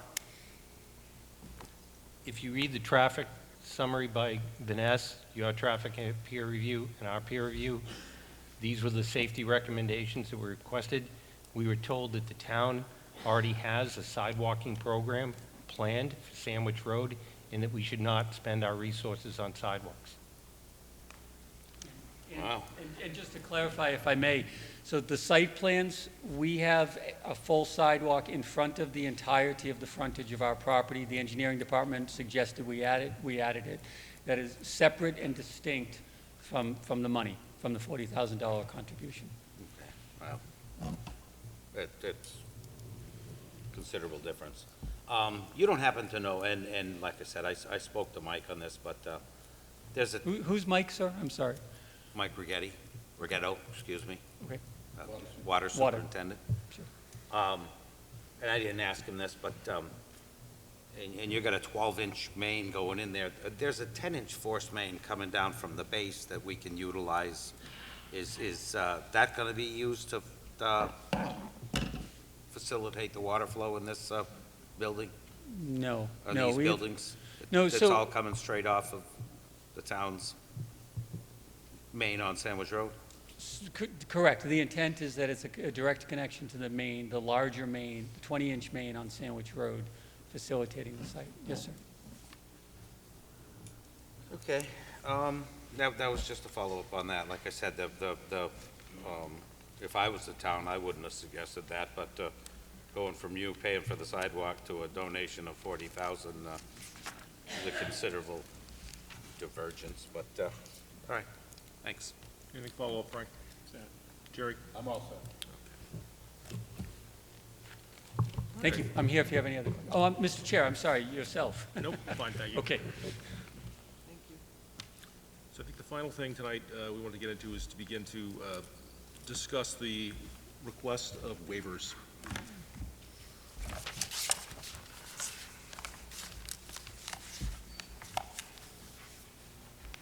So I guess the question, Noreen, is which list do you want to start going off of? We have a red line copy for revision 1, April 12th, and we have the, yes. Shouldn't we wait for the peer to review this? Well, that's the next question I was going to, you had the,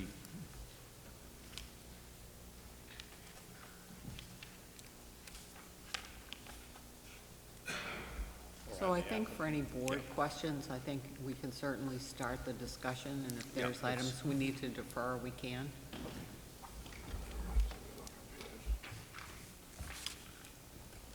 which list do we want to start off of? The most recent one, the red line copy dated April 12th, or the, do we have an updated one? Yeah, I think the most recent makes sense. The April 25th one? This one? Oh, Certainly, thank you.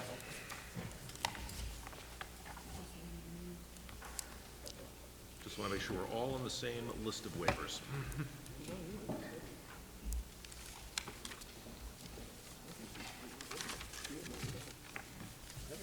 here you go.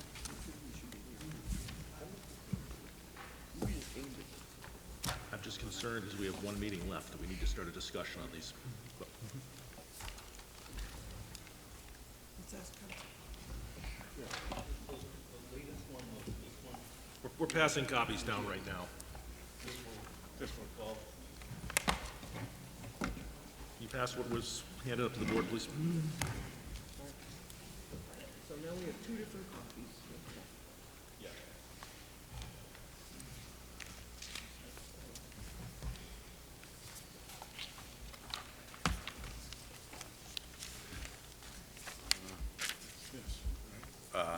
Are they identical? Yes, they are. Says revision 1, April 12th. I just want to make sure the board is, everyone is looking at the same list of waivers. It's dated revision 1, April 12th, 2024. And these are the same. Yes, Can I ask counsel? of course, by all means. Can I, Attorney Pucci, we have not had time to review these, and our peer review has not? I mean, I've reviewed the April 12th, I'm assuming they just indicated April 25th was the exact same, but our peer review hasn't discussed these? Or reviewed them, or we have no information from peer? Do you feel we should be diving into this or waiting for peer? Totally up to you. I mean, people have enough handle on it that they can ask questions that they have, get into it, but it's totally up to you. Totally up to the chair. Okay, thank you.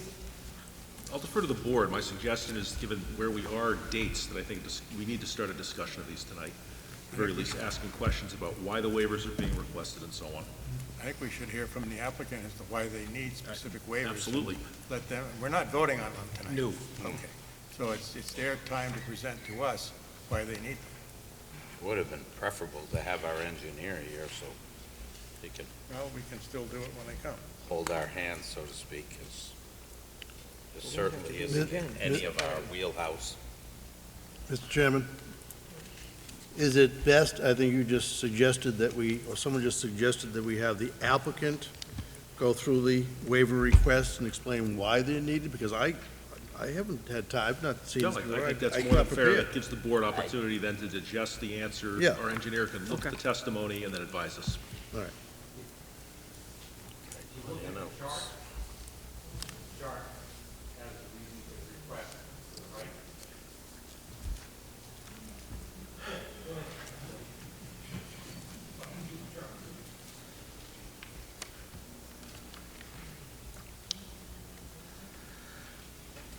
See if I can facilitate a discussion.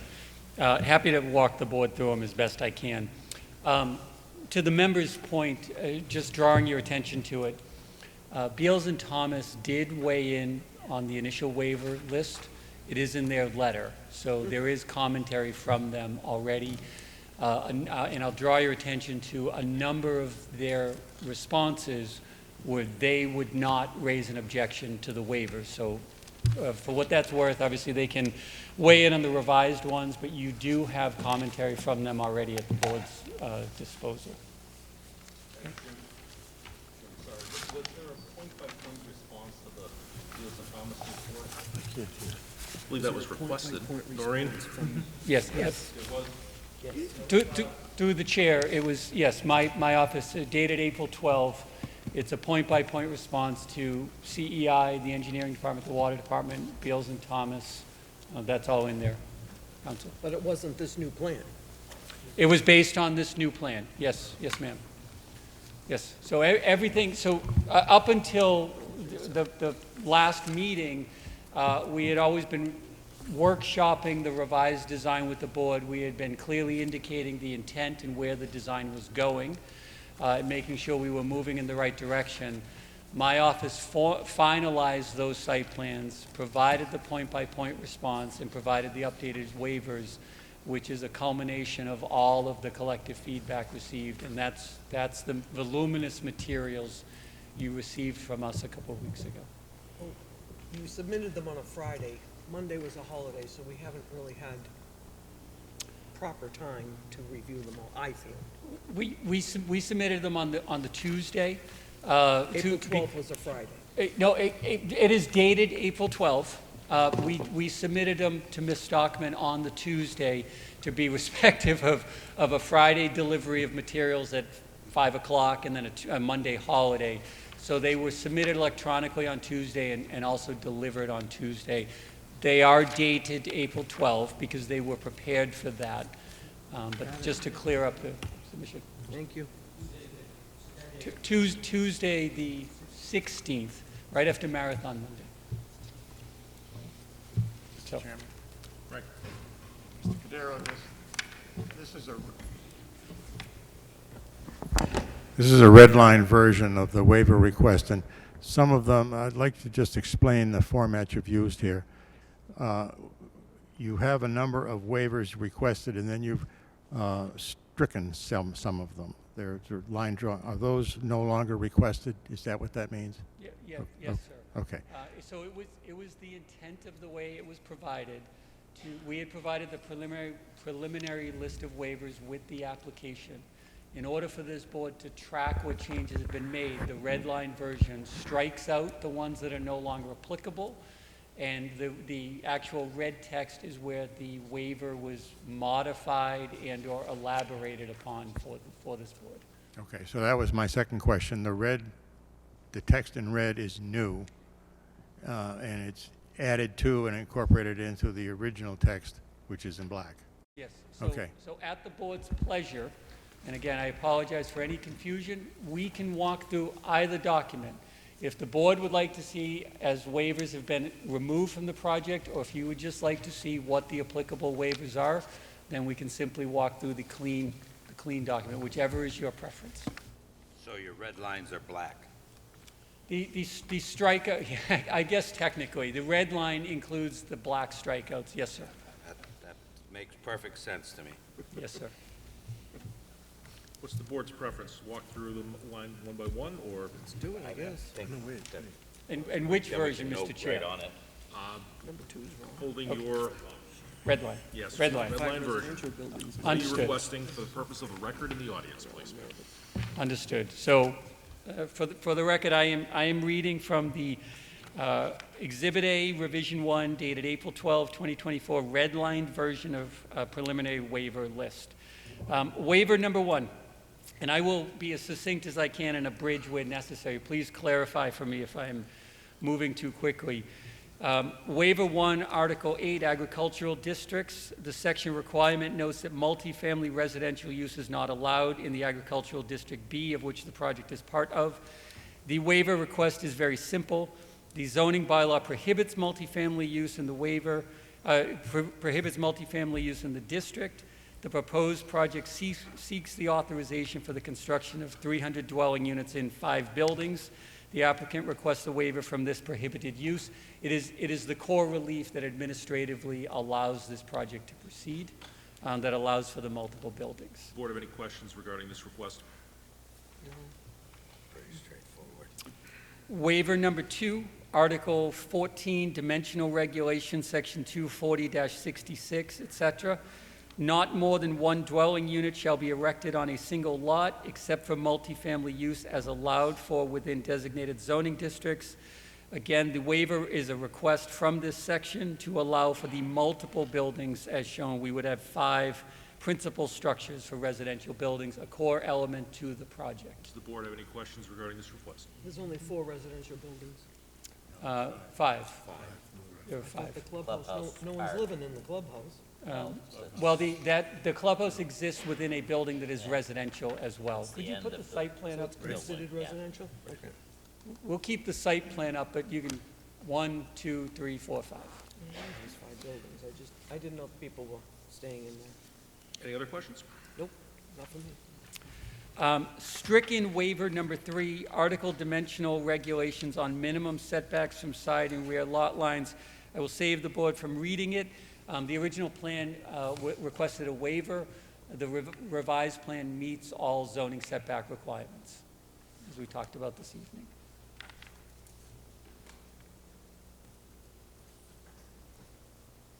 I don't think we have any questions for what's been struck. Okay. Stricken waiver number 4, Article 14, dimensional regulations. It is a 20% maximum percent of lot coverage by structure. This waiver is removed because we do not exceed the 20% maximum percentage of lot coverage by structure. So the waiver is not required. Just for my edification, what is the lot coverage? Forgive me, Mr. Finner, and my site plans, I can get it for you. We have it in the zoning table on the layout of materials plan. It's enumerated there. I can get it for you. And paving and structures as well. So the zoning table is identified for buildings and pavement and open space. They're each individually listed. And I can verify that, I just didn't grab them. No, I don't, just like I said, just out of curiosity, Sure. I like to keep numbers in my head. Stricken, I'm sorry. Okay. Stricken waiver number 5, Article 14, dimensional regulations, maximum lot coverage. Similarly, this is Residence B, C, and Agricultural B, maximum percentage lot coverage by structures, up to 25%, may be allowed by special permit. We were originally requesting a waiver should this board deem that regulation to be applicable. The waiver is not necessary in that we do not exceed that coverage requirement.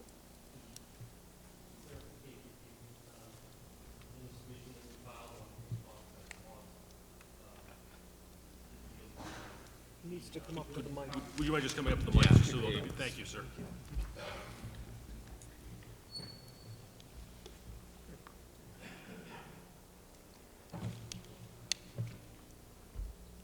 To answer Mr. Finneran's question, the building coverage is now 18.2%. And how about paving and structures? If you wouldn't, if you grab my,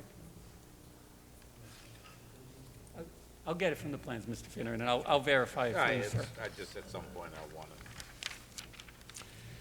it. Waiver number 6, Article 14, Dimensional Regulations, Section 240-70, maximum building height. Maximum building height, principal structures is 2.5 feet, 2.5 stories, not to exceed 35 feet, and for accessory, not to exceed 22 feet. We are requesting a waiver to allow for the 5 4-story structures as shown on the site development drawings with a height of 50 feet to the top of the parapet. Questions on the request for the waiver?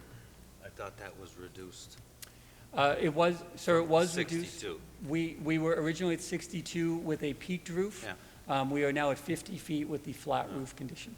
So that's hence the red text to verify the number I is thought the is number modified. 42 was thrown around as the balloon height, but, okay. Even the clubhouse is that tall? The clubhouse is single story. That's what I thought. So Yes. what's the height on that? Would you know offhand?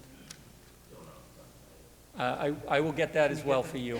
I have it on my other plans, so height of clubhouse Please, and thank you. coverage. Excuse me, does your maximum height include the elevator penthouse? It does not. I believe the elevator penthouse is an additional 2 feet above the building, but the building code is based on the structure itself. The elevator, whatever the technical term is, ma'am, wouldn't fall under that definition, so it's a couple of feet high. We don't have an exception within our bylaw for the penthouse. It would be included as part of the total height, so you should make sure that you're accurately requesting the total height. So we would, okay, respective of that comment then, we would revise here together the dimension of 50 feet. I would revise that to the total maximum height of all elements of the building, and we'll verify what that number is on the final revision. Any additional follow-up questions? Stricken waiver number 7, Article 14, Dimensional Regulations 240-70, maximum building height. Again, this allowed the Zoning Board of Appeals to issue a special permit, so we had originally included that as a procedural waiver should the board wish to employ that. It has now been stricken in favor of the single unified waiver that I just read to you.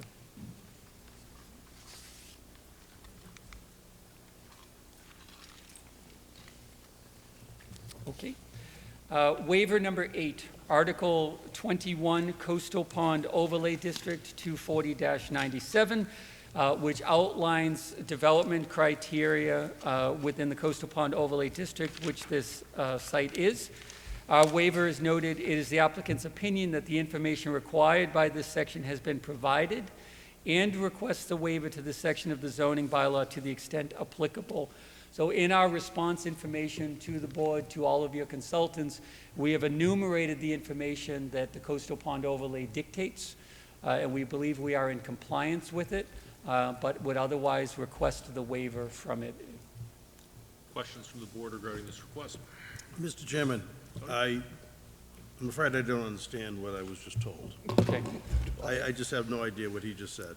It's a waiver for nothing. So are you waiving, are we being asked to waive that or not waive it, or it doesn't matter? I don't know what you just said. I apologize. Let me see. Mr. Freeman will elaborate.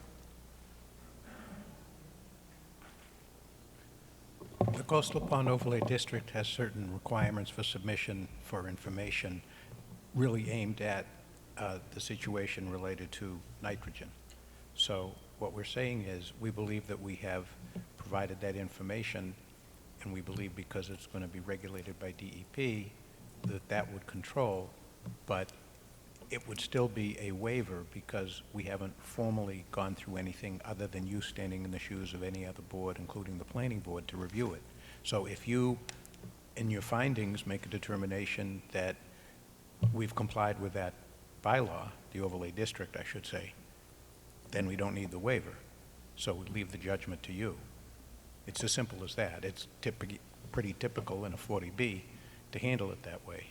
So that's the explanation. Thank you. Mr. Chairman, does this mean that, are we accepting anything tonight? No, or we're just not discussing? voting on any of these. We're just Okay, asking the that's fine. applicant to offer to clarify what they're requesting and their rationale. Thank you.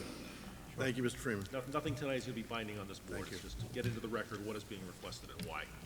Phil, could you show me, or tell me what page or where to find that thing that you told me you've already complied with coastal? You took the words out of my mouth. Those were the next words. I was going to draw the board's attention to response number 8, which is located on page 25 of 38 of the package. And that enumerates the coastal pond overlay. It's all matters that we have discussed before the board throughout the course of these hearings and proceedings. We sought to summarize them in a single location. So forgive me for the So ambiguity we're on not that. gonna get full details because you feel like DEP is just gonna take over? DEP is going to mandate certain elements, and all of that information will be provided to the board, of course. Can you just give, was that page 25? Yes, response 8, which is on page 25. 25. Well, he's getting that. What responsibility does DEP have for Falmouth coastal overlay districts? The substance of the coastal pond overlay district is really an analysis of nitrogen. And we have, as this board has identified and we've talked through, 2 potential sources of nitrogen. One is fertilizer, which is going to be outlined in the condition upcoming. Mr. Calhoun has already noted it.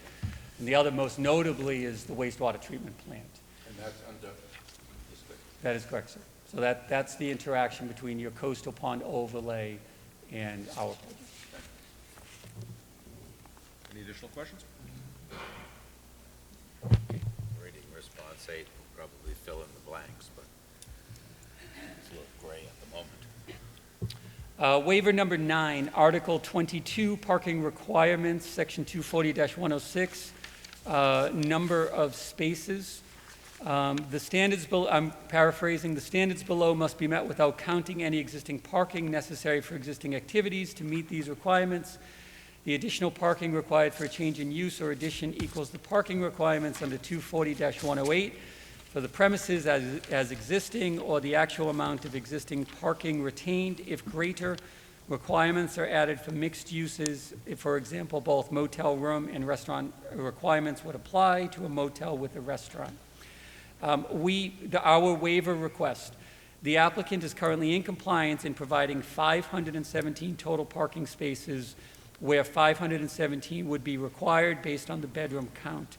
The applicant requests the waiver with the intent to reserve construction of 27 parking spaces as shown on the site development drawings that would reduce the parking below a compliant level. So we have made accommodations on the site plan to meet the bylaw with the intent to limit construction to only those required and only build out the full 517 if necessary. Your traffic consultant, Vanessa, weighed in on that waiver as being appropriate in the interest of minimizing impervious cover and development sprawl, if you will. Do the 27 extra spots include employee parking? So the spots are noted in aggregate. So there's no exclusivity between visitors, residents, and employee parking. So the 517 does not include employees? 517 includes everything. Employee? It would include the employees, it would include the accessible spaces, and it would include the resident parking and also visitor parking. Do we know how many employees there will be? I don't know that. Mr. Calhoun just stepped away, but I assume there would be a couple of maintenance folks and obviously some office personnel. And the lifeguard? And what's the referencing of banked parking? Reference means we can show that we are compliant, but we are requesting permission to not build to full compliance. We are requesting to construct the project based on the actual data, the actual vehicles used by our residents. We would then determine whether we need to build those additional spaces or not. For example, if a 2-bedroom apartment, if those residents only had a single car, that's 1 extra space that we would not need to construct. It is under that intent we're reserving parking. And those parking spaces are noted on the site plans. It's this pocket of spaces on the north side of the building. Those are highlighted. so I apologize. Yes, sir. Are there 517 parking spaces when the project is completed? There would be up to 517 if all of the spaces are constructed. So the answer is It is a little confusing, but, I mean, I've dealt with it before. The request is, what the plan will show is that the space is there for 517 spaces. We're requesting a waiver so that the space that Phil just pointed to, which has 27 spaces, will be reserved, meaning we're not going to put structure or anything. It'll be available if, with the actual use, it turns out that there is the need for the remaining 27 spaces. So that's what banked or reserved parking means. It's done, you know, often, not all the time, but, you know, the ability to meet the requirement of the bylaw is clearly there, so that's why we think it's a reasonable request. So you're actually only constructing 490? What, correct, that's what we, that's what we said, we're not, Are there's they nothing tarred confusing. and striped? I'm sorry? Are they tarred and striped? Not the reserve, that's the whole point, as Phil said. The and, you know, the general recommendation, certainly all subject to the board, from Mr. Dirk is, you know, it cuts down, and I think Bill Thomas might have said it too, I'm not sure.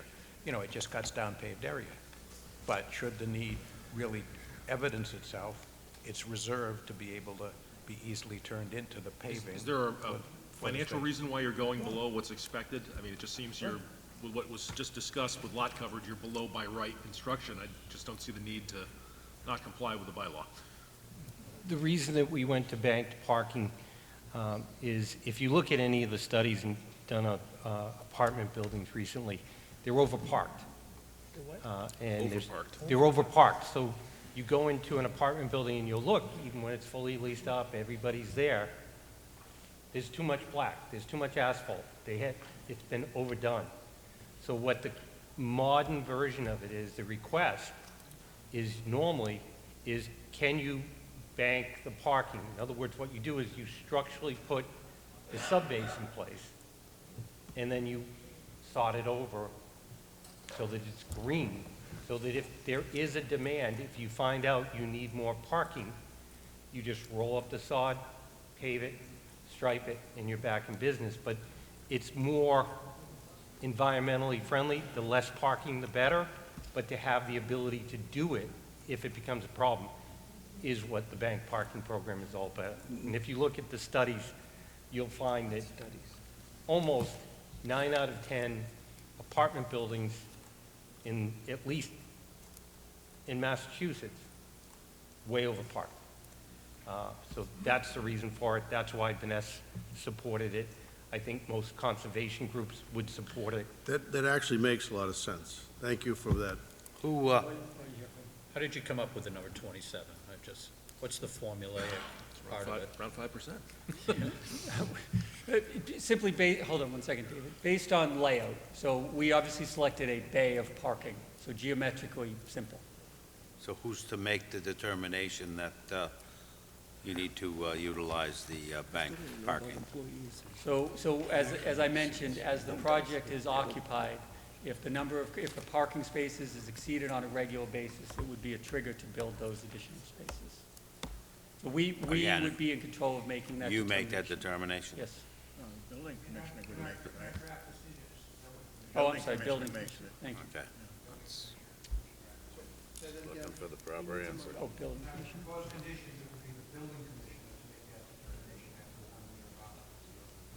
So the proposed conditions submitted with the applicant, the building commissioner will be making determination. Yes. Thank you for clarifying. So just a to clarifying comment on- question? Just to comment on that. I'll give I you a mean, second, Jerry. yeah, Corey? It won't be possible. The building commissioner is not going to go out and do a parking study, and is not going to be assessing. I mean, that will be something they'll have to monitor within. Jerry? I'm assuming full occupancy may not occur for several years, but I don't know what your marketing plan is, so that, Our hope is that the property would be leased up in less than 12 months. thank you. While I have you up there, how many employee parking spaces do you need? Excuse me? How many employee parking spaces? We do not designate employee parking spaces. How many employees will you have, Sheila? During the lease-up process, During the what process? there would be 3, would probably drop down to 5. 5 total, and then it will drop back down once we reach full occupancy. So only be 3 extra cars, 5, 5 extra. 5 employees, And are those included in that 517? yes. Thank you. Any other questions? But if I may, Mr. Chair, before we go back to waivers, just so we don't lose sight of it, to Mr. Finneran, 28.3% pavement, 5.1% sidewalk, 18.2% building coverage on the lot. Thank you. And that's labeled on sheet C103 of the drawing set for board It's on reference. C103? C103 in the zoning table, ma'am. Thank you. Yes, ma'am. Anything else on the waiver? Keep going. Waiver number 10, Article 22. Hold on one Oh, second. Oh, I think you got 5% sidewalk, 28% pavement, 18% building and structures. That puts you over the 40%, doesn't it? That waiver is probably coming up. So the waiver was relative to was building coverage. So the building coverage was 25%, and we're underneath that. Okay, so you need a waiver for the, Coming up. buildings coming up. All right, like I said, I just want the numbers. Waiver number 10, Article 22, parking requirements, Section 24108, Table of Minimum Requirements. Dwelling units having 2 or more bedrooms require 2 spaces. Dwelling units having fewer than 2 bedrooms, 1.5 spaces.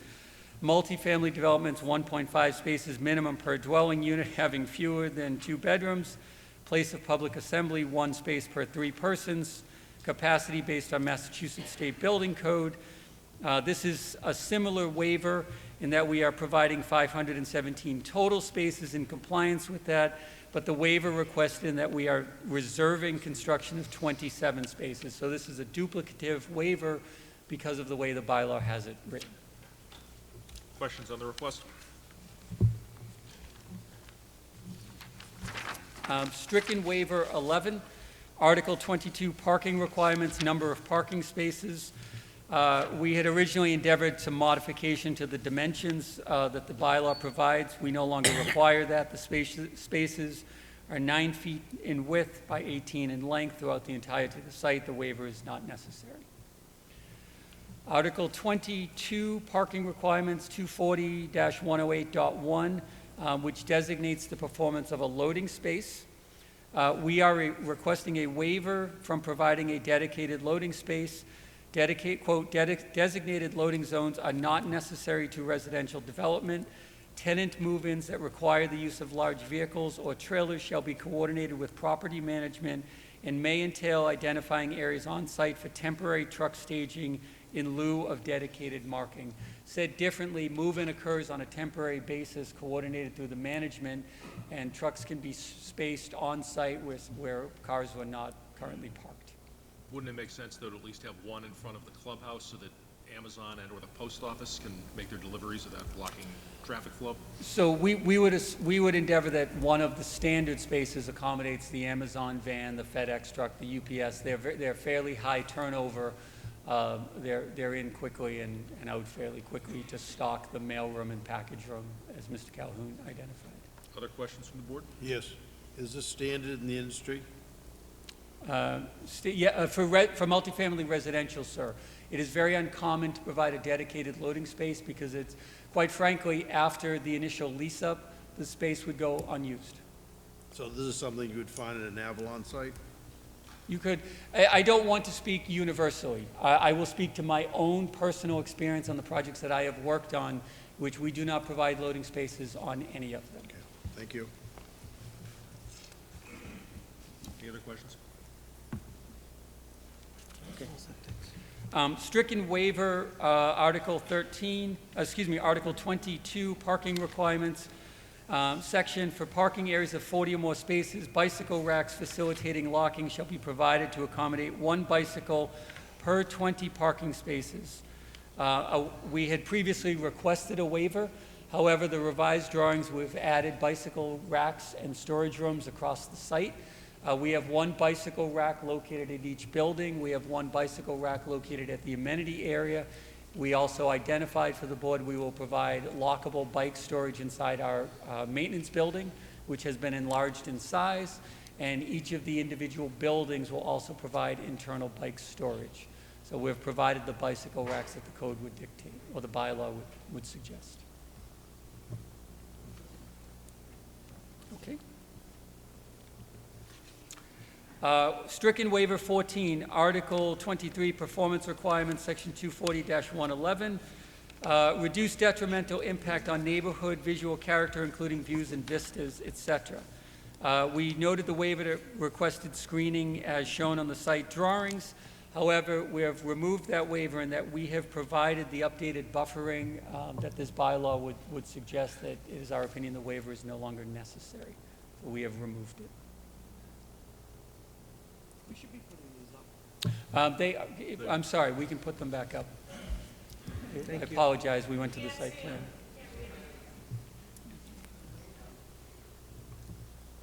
There's always a problem. Sorry. Can't read them. I'll continue if it's okay with the board, and he can work to enlarge that perhaps. Thank you. It's always a problem at town meeting, too. Not better, Jack. That didn't help. Bigger, but not better. It's me with all my contacts. If I may, I guess through the zoning board administrator, the materials are available online, so the public has access to them.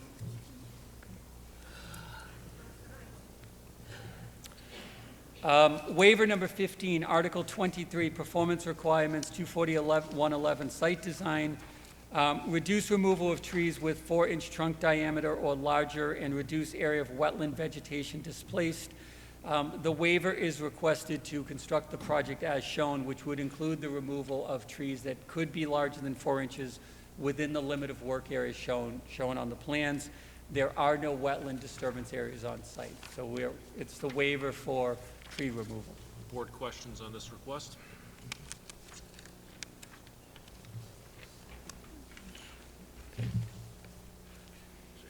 Article 16. Waiver 16, Article 24, Landscape Requirements, Section 241-16. The landscape plan shall be part of the application for which it is required in 240-115. It shall be drawn at a scale of no greater than 1 inch equals 20 feet, and the language continues. The waiver is simply to allow a plan that exists at 1 inch equals 40 feet to coincide with our site development plans. No loss of information, just change of scale, which is incongruous with your bylaw. Board questions on the waiver request?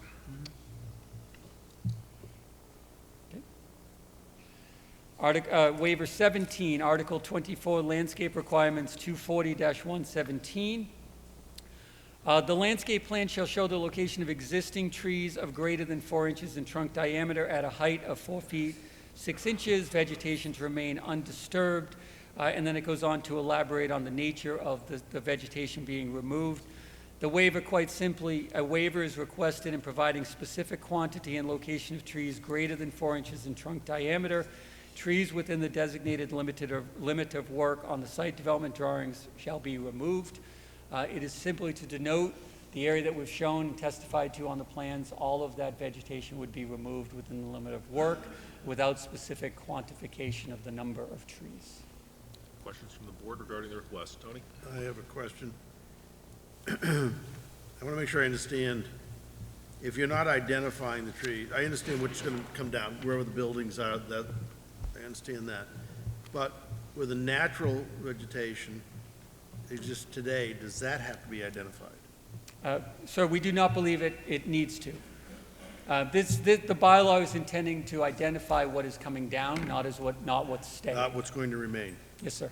So how do we identify clearly what's to remain? For instance, in today's walk, there were no stakes that said this is where the natural existing vegetation will remain. We don't know that. You could do anything you want once you have a permit. I don't understand how we're going to know what's going to remain if you haven't identified it. So I think I could answer that. I'll do my best to answer it.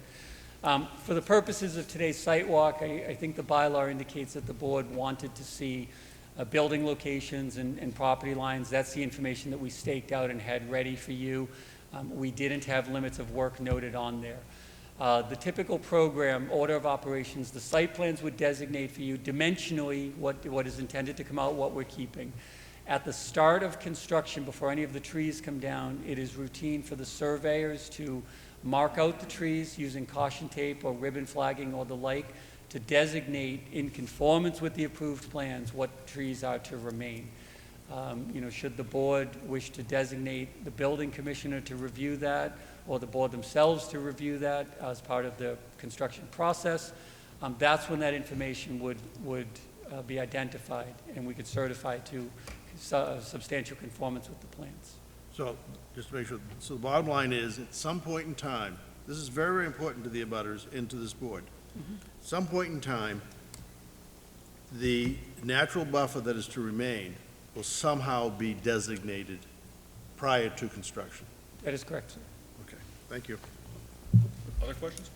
So just for the board's purpose, the building commissioner does not inspect limit of work. It's not in his jurisdiction. He would not have the time on a site like this. You will have to designate someone to look at the area that's going to be undisturbed. And, potentially if there are large trees, typically at that 45, 50-foot limit, you're going to want to make sure that if it's a tree that you want to preserve, that there are efforts made to do so. So I think the board should give some consideration to how you want to manage that. Can we condition that? Absolutely. Okay. But it would not be the building commissioner. Excuse me, Mr. Chair. I think, and not to get into conditions, we're saying that the board could have an independent peer review or oversight the construction. We could condition a monitoring agent, I think is what the board is Okay. saying. And who would do that? Who would we designate, Noreen, based on previous conditions to do I'm this? sorry, designate for which? Who would the monitoring agent about the construction, the no-cut zone, so to speak, or the buffer zone? So in other developments, the board has had an arborist or somebody go out and look at the limit of work and, particularly identify if there are larger, mature, healthy trees that are in that area. They can help limit, provide that limit of work line so that it's appropriate, so that you're saving the vegetation that you want to save. And if there are trees that are in terrible shape, or they're dead, or diseased, or whatever else it is, that individual also has the expertise to identify those types of trees that need to come down. So, for example, even if you have that 50-foot no disturb area, if you have a tree in there that's dead and is going to take down other trees or fall into people's property or ruin the nice landscaping they've put in, they're going to want to take those out. So I think you have to have some flexibility regarding that 50-foot area, but I think the flexibility has to go both ways.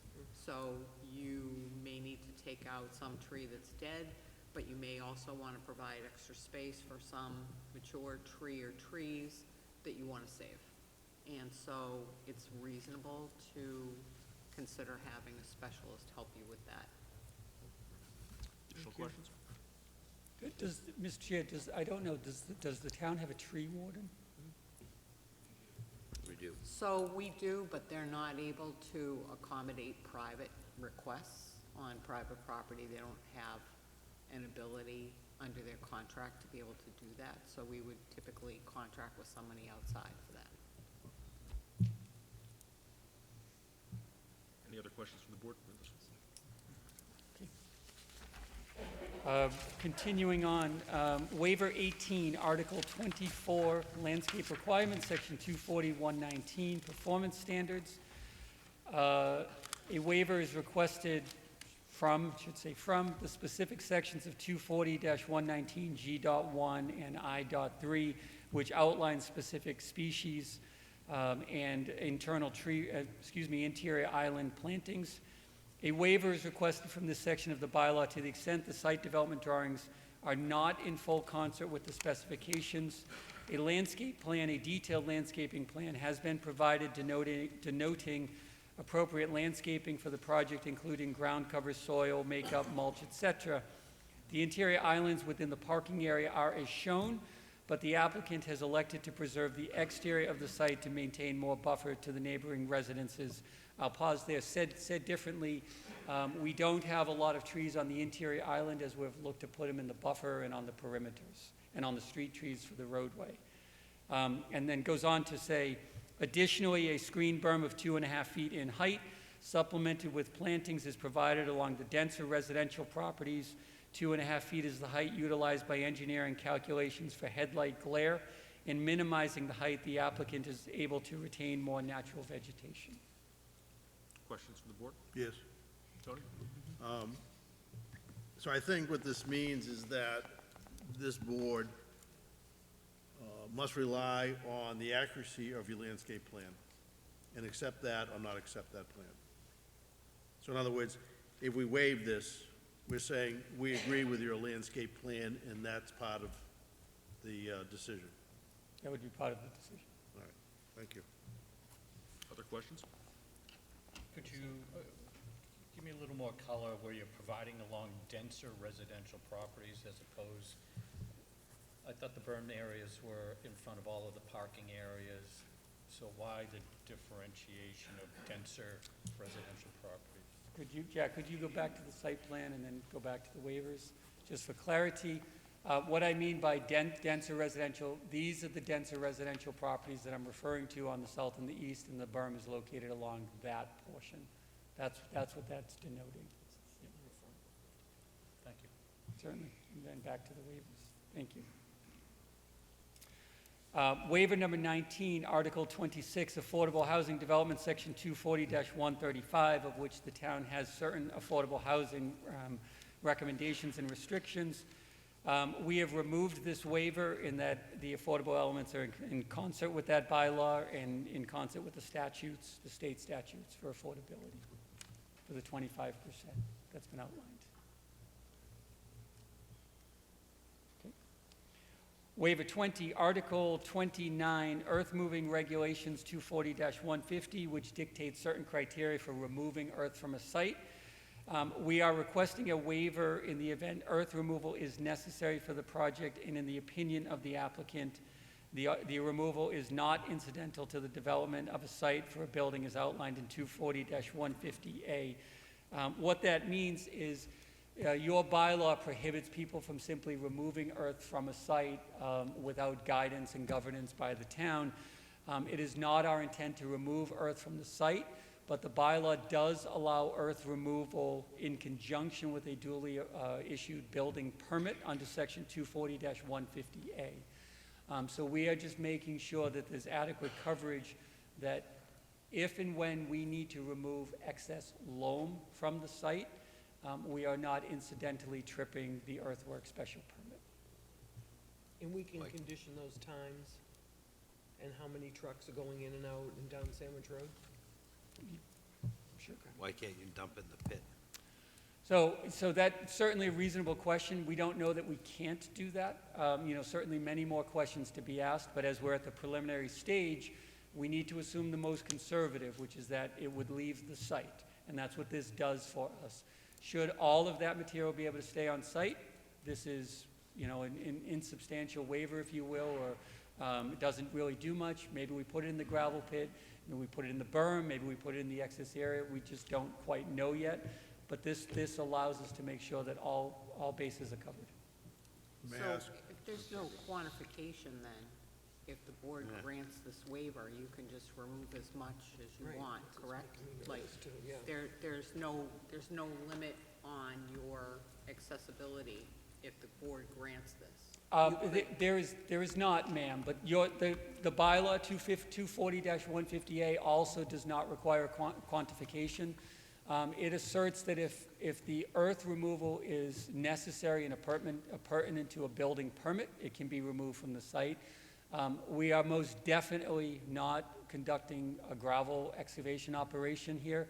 We are only conducting earthwork operations in support of the 5 residential buildings. So we meet that criteria. The redundancy of the waiver is if in any way, shape, or form the board determines that we don't meet that criteria, hence the waiver. But we believe we're in compliance with the bylaw as currently written. I'm sorry, Noreen, this So is one that I this- did not, on my reconciliation sheet, what did our peer weigh in on this request? Well, I think that would be my comment, would be that what we might want to do is condition some oversight to the parent engineer, so that we're making sure that we're protecting the town and that there is oversight as opposed to, you know, whatever volumes that are being removed, that, you know, our on-site engineer can look at that. Between the hollow and the pit, I just don't see the need for this.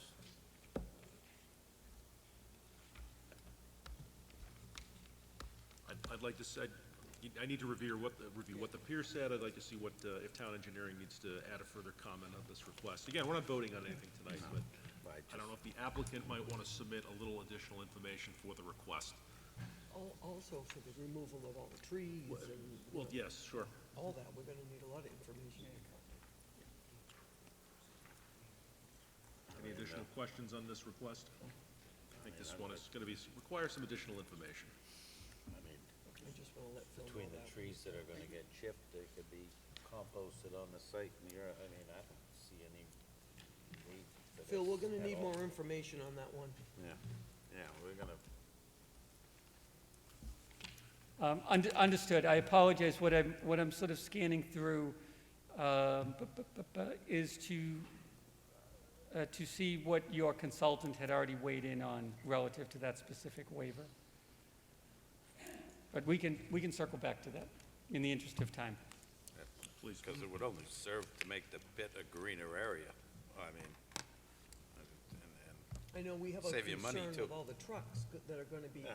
you know, all the trees. Traffic on the There's road. gonna be, you know, a lot of traffic between the involved. chipped wood and all that excess, Right. I don't see why you can't. Noted. Okay. Waiver 21, Article 39, Site Plan Review, Section 24191, which outlines criteria for the planning board to be the reviewer of site plan review documents. A waiver is requested to allow the Zoning Board of Appeals to subsume this responsibility, the responsibility of the Falmouth Planning Board, acting as the permit granting authority for projects requiring site plan review. In this case, obviously, your issuance of a comprehensive permit absorbs that responsibility. Questions on the request?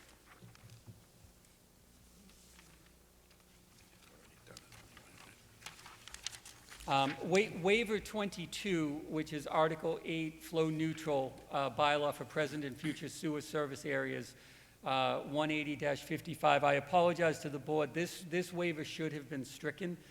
We are not in a sewer service area, so therefore it's not applicable to us. So 22 will be deleted. And then consequently, 23, which is a furtherance of the flow neutral bylaw, will also be deleted. Stricken, yes. They did not get removed. Waiver 24, Article 3, Administration 184-12, Sign Review Committee. The purpose is to allow for, one of the purposes of the Sign Review Committee will be to provide advisory recommendation to the Building Commissioner and the Board of Selectmen on their respective decisions to grant permits to certain business signs and to periodically review the existing sign bylaw and advise the Board of Selectmen as to desirable modifications. We are requesting a waiver from this requirement to allow for the construction of signs as we've presented to the zoning board with our entry sign, and that the issuance of the comprehensive permit will subsume this other responsibility to go to either the sign review committee or the building commissioner for the sign permit. Can you provide, do you know, is the site at the street going to be illuminated or not? Do you know, David, the sign, is that externally illuminated?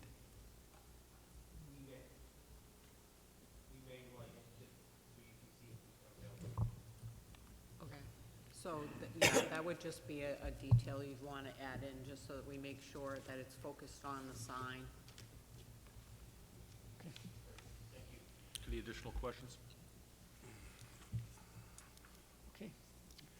Waiver 25, Article 3, Administration Permit Requirements. This also is relative to signage. No sign shall be erected, display altered, unless application has been filed to the building permit and the building commissioner. Again, the waiver is requested. This board will approve the sign as we've presented to you. The building commissioner will ultimately issue a building permit if one is necessary for it, but you are reviewing it for dimensional conformance, square footage, et cetera, as we've presented it to you. Questions?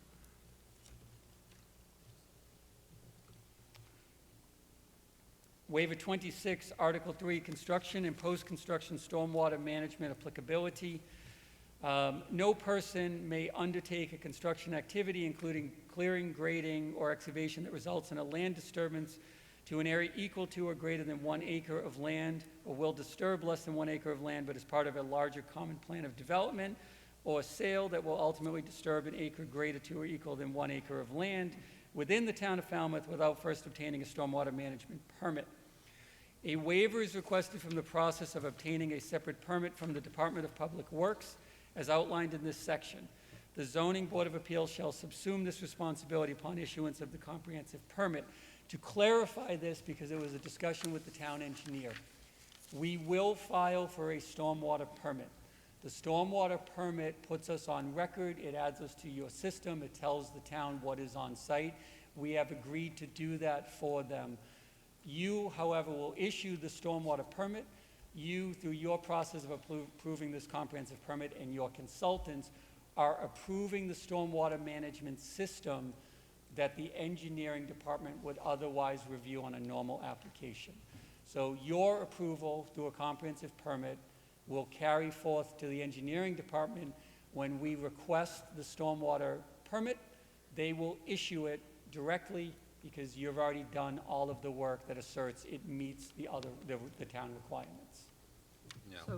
So just for the board's purposes, we typically defer those to the DPW to grant or issue or not, because the board does not have the expertise.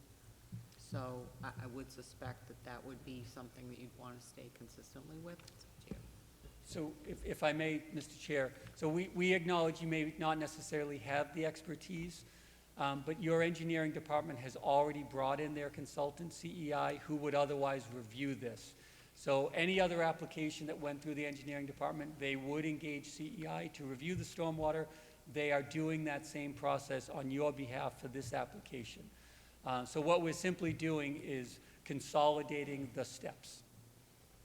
No, I personally see this system requiring a performance bond to ensure that it's properly maintained in perpetuity. And I think that's, I don't find that to be an unreasonable request, and I wouldn't, not that I have a great deal of familiarity with it, but I would say it's probably a regular occurrence as well. So I think you could anticipate that as a condition. Okay. Because these things need to be maintained. They can fill up with sand, silt, whatever. I mean, there's, you know. I do know, sir, and we have provided an operation and maintenance plan that we have to Yeah, follow. and a bond to back it up, I think, is not an unreasonable request, and there's just too many sensitive areas around here for it, not to be insured. But I guess we'll discuss that in the future, but. Question of clarification for the board, and maybe for the board, the bond is only for the duration of construction, correct? No. If we required a We're bond. getting into conditions. Okay, To stay all right. on waivers. Oh, The maintenance. They require ongoing maintenance, and the bond would ensure that that ongoing maintenance was performed. Otherwise, you forfeit the bond. I think that's how it works, but I'll certainly check into it further before we get to this. But I think you can anticipate that. Any additional questions on the waiver request? Jim, on 26, Noreen might have covered it.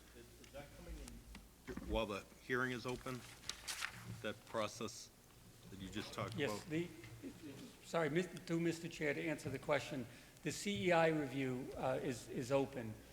They provided it during the initial submission. Our package that we provided to all of the members included responses to CEI, and we are awaiting their response through the engineering department, just like Beals and Thomas through this board. That answers Council's question. Yes? Yes. Okay. 27, Article 3, Construction and Post-Construction Stormwater Management, 27719. This is simply duplicative. Your bylaw isolates two processes for the stormwater management permit. The waiver is the same across both of those. Your consultant, the town's consultant is reviewing it as they would otherwise. Any questions? 28, Article 2, Site Plan Review, Section 300-9, Authority. The board shall sit as the site plan review authority in accordance with the provisions of Chapter 240 zoning, Article 39, and Section 240-22. This is just a procedural waiver that the Zoning Board of Appeals is acting to issue a comprehensive permit in this request, which will incorporate any local permits. Questions? 29, Section 305, subdivision regulations. These are the regulations for the subdivision of land as adopted by the Planning Board of the town of Falmouth. A waiver is requested from the subdivision regulations that allows the Zoning Board of Appeals to subsume the responsibilities of the Planning Board in issuing a Form C definitive subdivision approval. All information required under the Form C has been provided. So as we noted earlier and we talked about in detail, the roadway constitutes a subdivision, which is considered a Form C. We are asking the Zoning Board of Appeals to approve that Form C. All information that would otherwise be required has been provided. Your consultant also weighed in on the review of those materials, as did the engineering department. Questions? Yes. So the subdivision, there's two pieces to the subdivision. One is that you've created legal frontage by putting the road in that meets the requirements of subdivision control law. Then you have, well, it's not up there, but then you have the front parcel, Could you put the site plan back there? of the large lot, and you have the parcel number 2, proposed parcel number 2 in the back. So the subdivision is really separating the large lot into proposed lot 2, proposed lot 1, am I correct? The subdivision is the creation of the right-of-way, and then the division into the two lots. So those And then the division into 2 lots. correct. All right, I guess I understand that, thank you. That's nothing to do with the roadway. No, the subdivision has everything to do with the roadway. The Form C is the creation of a way. In this case, it's a private way. Well, I mean, the engineer in 4 different locations recommends that the traffic consultant and the site consultant provide input to us on this, so this is something we certainly have to mull over, obviously. I just want to point that out, because on page 3 of the engineering report, it doesn't necessarily agree with this waiver. On, as I say, in 1, 2, 3, 4 different references, actually 5. So if I may, that is upcoming, of course. We're going to get into the individual waivers next. Your engineer recommended the town's consultants review it. Vanessa has seen it. Beals and Thomas has also seen it, as he had recommended. So again, through the initial Beals and Thomas review, they provided some commentary, which is addressed in my letter. It's identified in there or copied in there for the board's convenience. But we can talk about that as we move forward. Yeah, it's obviously, I'm just going to waive it out of hand. Right, so to be clear, waiver 29 is that the Zoning Board of Appeals is acting on behalf of the Planning Board. So it's not, your consultant advised against blanket waivers. I think council also advised against that. So it's not a blanket waiver from the subdivision rules and regulations. It's just the procedural authority under the comprehensive permit that this board will approve the Form C. That's what the substance of 29. Any additional follow-up questions? No, just needs to be fleshed out a little, but that's why this is just the first step, yeah. Okay. I mean 31. Waiver number 30, Article 4, Definitive Plan Environmental Impact Statement. For the purpose of protecting the safety, convenience, and welfare of the inhabitants of the town and to maintain the quality of surface waters and public and private water supplies before approval of any subdivision over 5 lots, the board shall require that the applicant submit an environmental and economic impact statement. It is the applicant's opinion that Section 305.14 is not applicable since it does not involve a subdivision over 5 lots. A waiver is being requested to the extent it is deemed applicable because it was raised through correspondence. But it is very clearly we are not over 5 lots as the bylaw outlines. Counsel, do you want to weigh in on this issue, or do you want to perhaps circle back to it? Yeah, there's some Yeah. fuzzy math there.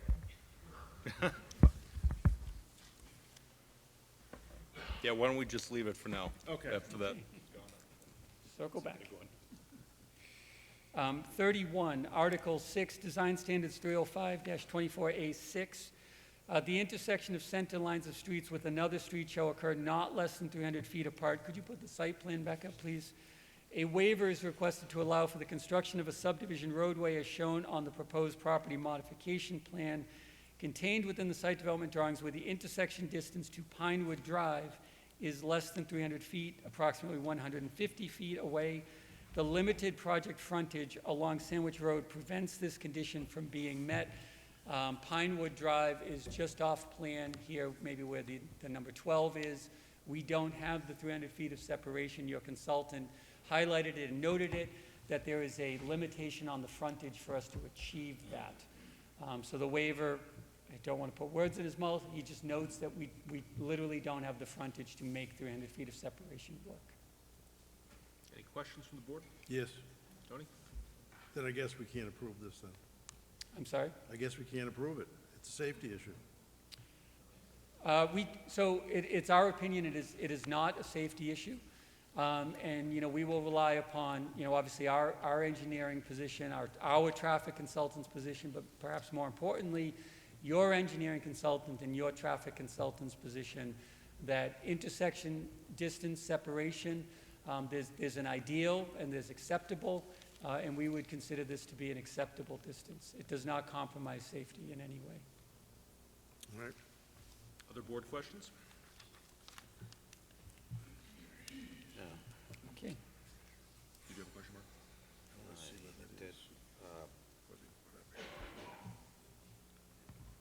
No, I mean, again, it's referred to here by the engineer report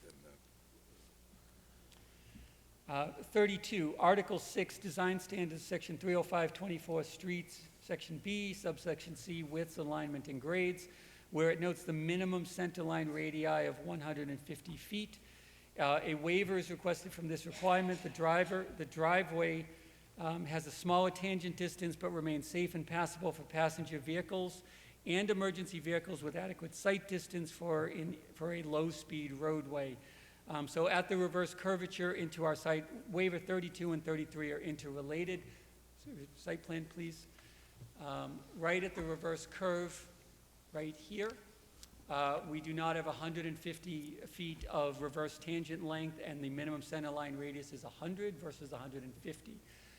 It meets all safety guidelines. It meets radii criteria for low-speed roadways. It just simply does not meet your specific criteria.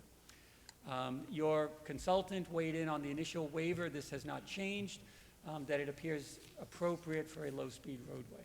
So that's in the documentation for the board to consider. Again, the engineer notes that there is available land controlled by the applicant to design the road that meets the standard. And I mean, this is, I mean, it's repeated here, and I mean, and it goes back to your unwillingness to use the land that you control for a reason that, from day one, you haven't been clear to us on. And I just question whether there's going to come a time where we got to push back. So allow me to elaborate on the two waivers in terms of the roadway design and the criteria against it. So as I mentioned, they occur right in this location where we have a reverse curve with less than 150 feet of tangent between two curves, and then we have the smaller diameter radius. So the board may recall that this original roadway was much tighter to the north property line. So in moving it away from the property line, satisfying the concern of the retaining wall, the additional grading, and the loss of vegetation, we have lost the area to put in that radii, or put in the reverse tangent length, so it's collapsed the road together. In terms of increasing the radii, it's largely connected to our decision, our desire to consolidate the geometry across the easement. I think we talked about in the field today during the site visit, I'll just put it on record, the board member had just raised without discussion, could we do work within the easement? And there's certain criteria and restrictions of work within the power line easement to make sure the easement is not encumbered for future electrical services. Crossing easements are allowed, so long as they're the minimum crossings necessary and as perpendicular to the easement as possible, which is what this roadway endeavors to do. So it's the combination of relocating the roadway and maintaining the minimum crossing along that easement that we're not meeting the criteria for the reverse tangent length, nor the internal radii of waiver 32 and 33. So I'll assert nothing to do with the vacant land. Well, Basically cost. throw a little geometry in there. I mean, the shortest distance between 2 points is a straight line.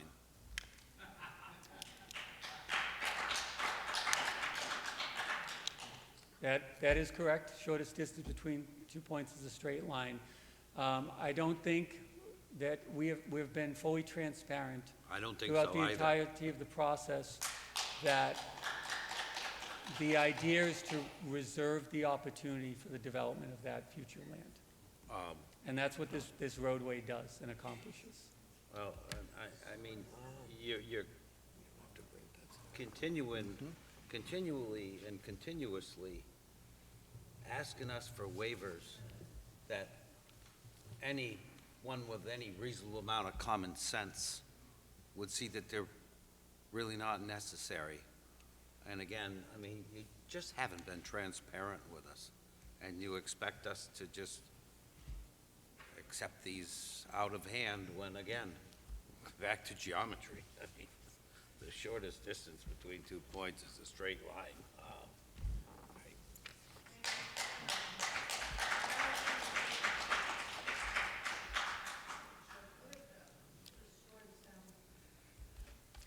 So 32 and 33, those are interrelated. So, moving forward. So, I mean, we can throw them both out? 34, Article 6, Design Standards, Section 305, 24 streets, D2, dead-end streets, and 3. Dead-end streets shall not be longer than 500 feet unless, in the opinion of the board, a greater length is desirable due to topography or other local conditions. Fire hydrants shall not be more than 500 feet apart. Dead-end streets shall be provided at the closed end with a turnaround having an outside street line radius of at least 60 feet. The width of the paved loop shall not be diminished and the grade shall not exceed 3%. T-turnaround shall consist of an 18-foot minimum width of pavement approximately at right angles to the street, at least 80 feet in length with maximum grade of 4% and minimum curb radii of 25 feet. A waiver is requested from strict adherence to this section of the rules. The proposed roadway exceeds the 500-foot length. As shown, the project seeks to allow for the internal roadways as shown in the site development drawings to act as a sufficient turnaround, as a turnaround of sufficient grade and width for emergency vehicles as shown on the swept path analysis plans. The project also provides a boulevard roadway such that if one side is incapacitated, The other should remain open for emergency response and/or emergency exit. Said more simply, the terminus of this roadway is actually the entry into the easterly. It does not have what you would consider a standard turnaround cul-de-sac. However, on the subdivision plan, we do have the appropriate area designated for the T turnaround as specified under the bylaw. So we are asking for the waiver to allow for the quote-unquote dead-end roadway longer than 500 feet with the turnaround that we have provided. In addition to that, the site itself actually acts as the turnaround for all fire apparatus equipment should they need to enter it. The site design is obviously with the buildings on the inside and the parking on the exterior. Questions on the request? Can you go back to the photo again, the site plan? This is a request for a road longer than allowed and longer than necessary. What would be the length of the road, again, if you used the straight line geometry? Still greater than 500 feet. So What would that be? So a couple of points is the bylaw says it shall not be longer than 500 feet unless the board approves it, which we presume would be in consultation with the fire department, which is really where that requirement is born from. We're asking for a longer roadway. Should we, consider the point you're making about connecting the dots between 2 points, it would also exceed 500 feet to get to the entry point of the site. Can you put a number on that? Can you quantify that for me, please? Not as I stand here, but of course I could quantify it. I would only be Take the guessing. scale out of your pocket and you could do it. You pulled it out before. Sure. I don't have the scale, but we can get that answer for you. But in all cases, it would exceed 500 feet. But how much, it'd be nice to know how much more. So for clarity, You're adding a couple of, 150, a couple of hundred more feet? So That's not necessary? Sure, so let me just clarify so we're talking correct numbers. So as designated on the plan and as labeled on the profile sheets, our roadway, bear with me for just a moment. I just want to make sure I get this for you.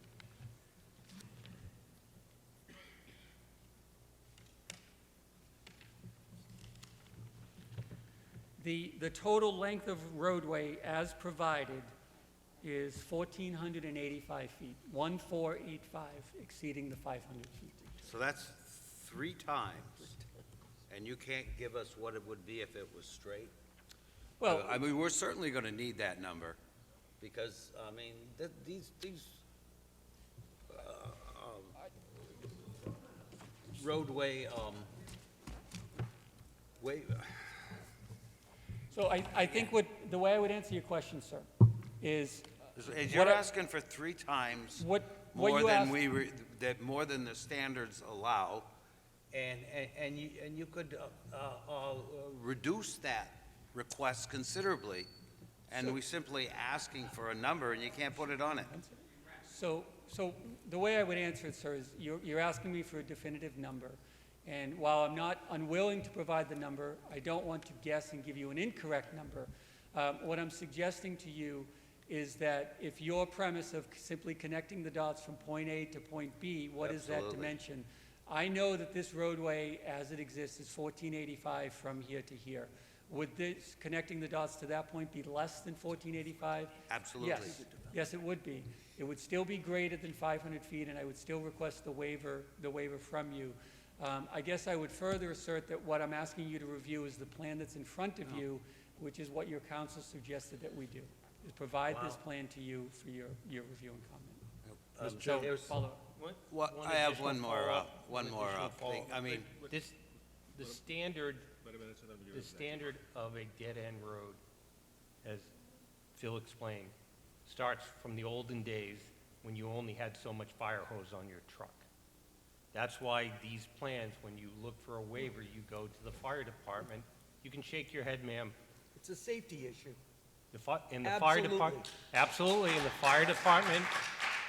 It's not from the olden days, it's still today a safety issue. Your fire department has reviewed it, and it is safe, and they are acceptable with the distance of the road. Your engineers have reviewed it, and I don't think there's any objection to it. Well, Let me ask this you're getting question. some injections right here. May I ask a question, Mr. Chairman? Tony, go right ahead. All right. These roads, when the limit is set at 500 feet, it's about safety. There's no questions about fire safety. And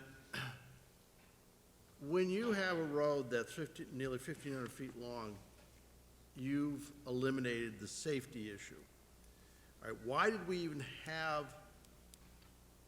a bylaw that requires a road not to exceed 500 feet? Why would we waive that? Why would we have to actually rely on our fire department? Why couldn't we as a board just say, no, we don't agree with our fire department, we disagree. Common sense says that we have a safety issue here that we just cannot waive. Especially since all of this could be moved forward. We know you're trying to reserve that front piece for another project. We understand that, all right? We know that by putting that roadway in, you've created essentially just A&R. You could put A&R lots in if you wanted to. We know that back in 2004, BSS designed a 25-lot subdivision, so we know what can go in there.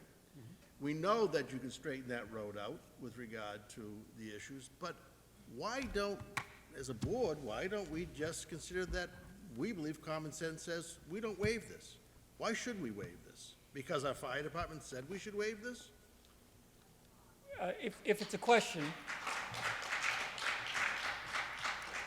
I would just want to rely on that the fire department reviewed the plan, and they commented on the safety aspect that you're referring to, sir. On this plan, we never heard back. Yeah, just, Mr. Chairman, that's all I would say. If you want to disagree with... I can't If hear you you. want to get disagree closer. with your fire department, certainly that's up to you. I mean, you're the board. We obviously would advocate that that's not No, appropriate. it's just a question I have. It's just a question. I'm not saying I disagree with with our fire department, all right? I'm not saying that. I'm asking the question that should we disagree with them? Can we decide not to waive this? Can we require you to move this entire project forward to comply with the 500 feet? Just because our fire department says, well, it's okay. I'm not saying I disagree with them. I'm not trying to, we have a great fire department, right?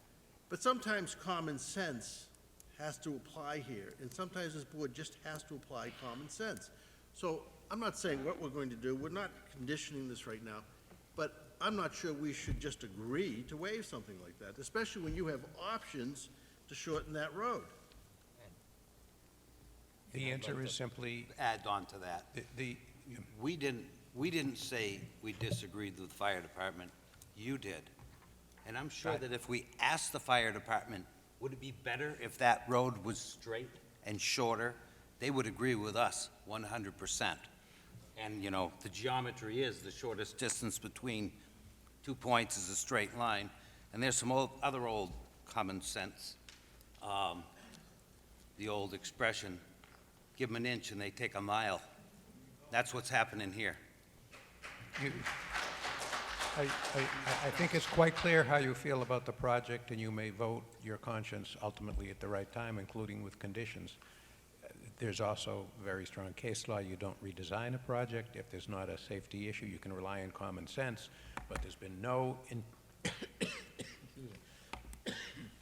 indication of a safety issue from our traffic consultant, from your traffic consultant, from engineering, or from the fire department. So I don't think, just put simply, that you can rely on common sense.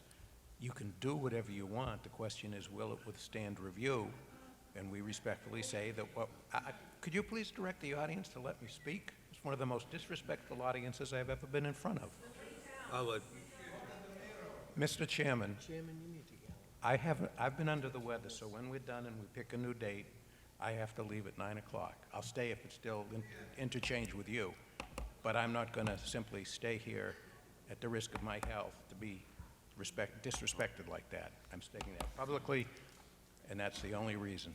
but I would like to finish, I think we can finish by 9 o'clock approximately. And again, I respect the question and the posing of the issue. Our position is that there's no need to change it, and you will deliberate on that. Thank you. I have a question for Phil. Phil, didn't our consultant say an egress? Say again, please. Didn't the consultant say an egress would be another egress would be Your the solution? So your consultant made reference to an egress? Yes. But also, I believe, made reference to the fire department.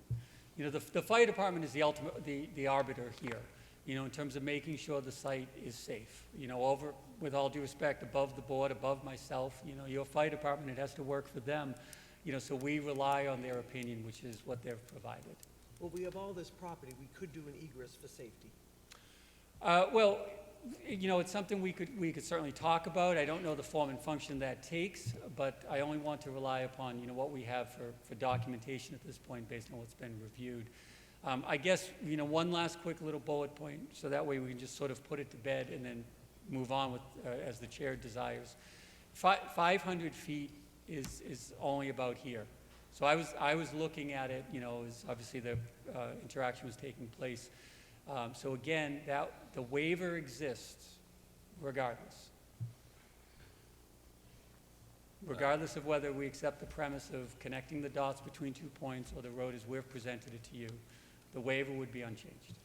And an egress can happen. Well, it wouldn't be unchanged because you would be asking for less Mr. Chairman. than you're asking now. And, I mean, the question also is, would it be safer with a straight road? And I think the argument could be made, yes.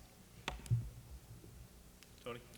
The question is this: do you have an option available to you to shorten this road?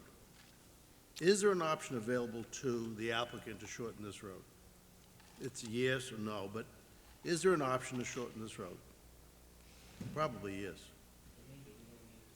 So I know you're not going to appreciate this answer, but to answer it, this is the roadway necessary to get to the site. If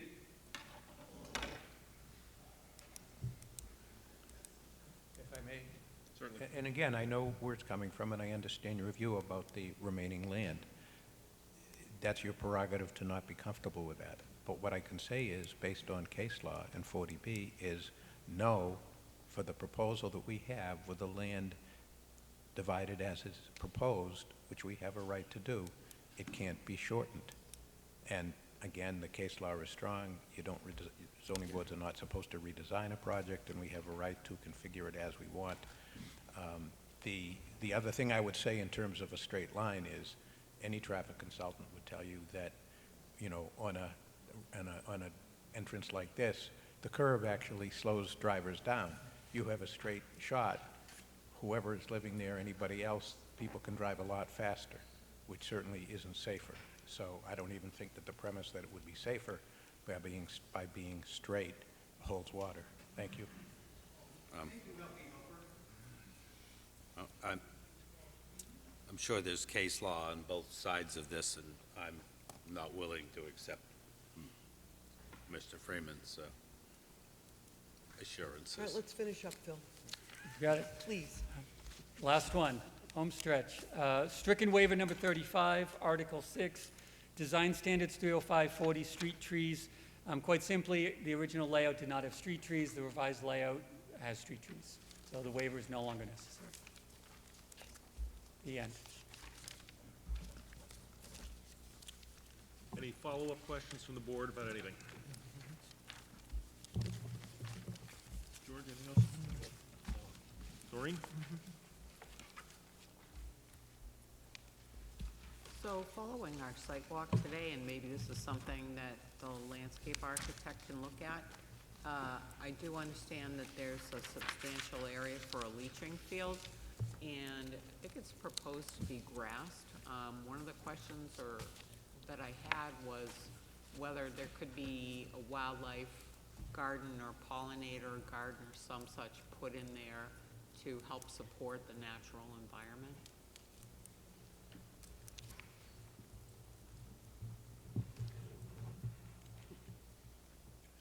Noted. I'm sorry, Mr. Chair, I didn't know. It was raised during the field walk when we were seeing sort of the area. We'll look into it. Do we want to set the next date, or do we want to get into public comment right now, Noreen? I think it's probably good to hear from the public. I mean, we have, do Can you you want pull to that a little establish the closer? next date? Noreen, can you pull the microphone? I'm even having trouble hearing you. Sorry. So for our next proposed date, we're looking at May 9th. And just for the board's and the public's information, as of today, that would be our last hearing, based on the amount of time that the state has allotted to us to hear this case. So that will be the last hearing unless the applicant grants an extension. Like we granted him an extension when he wanted the week off? So we have A some. little yin and yang here, isn't there? You gotta knock it off. No? Well, we did. Wouldn't that week be nice right now? In terms of our evidence gathering, Noreen, and to George, we have waivers that are going to have to be voted on individually. We have, in terms of outstanding, what do we have in terms of our peer needs to get back to us on the revised plans? Fire department and additional referrals. What else is outstanding at this point?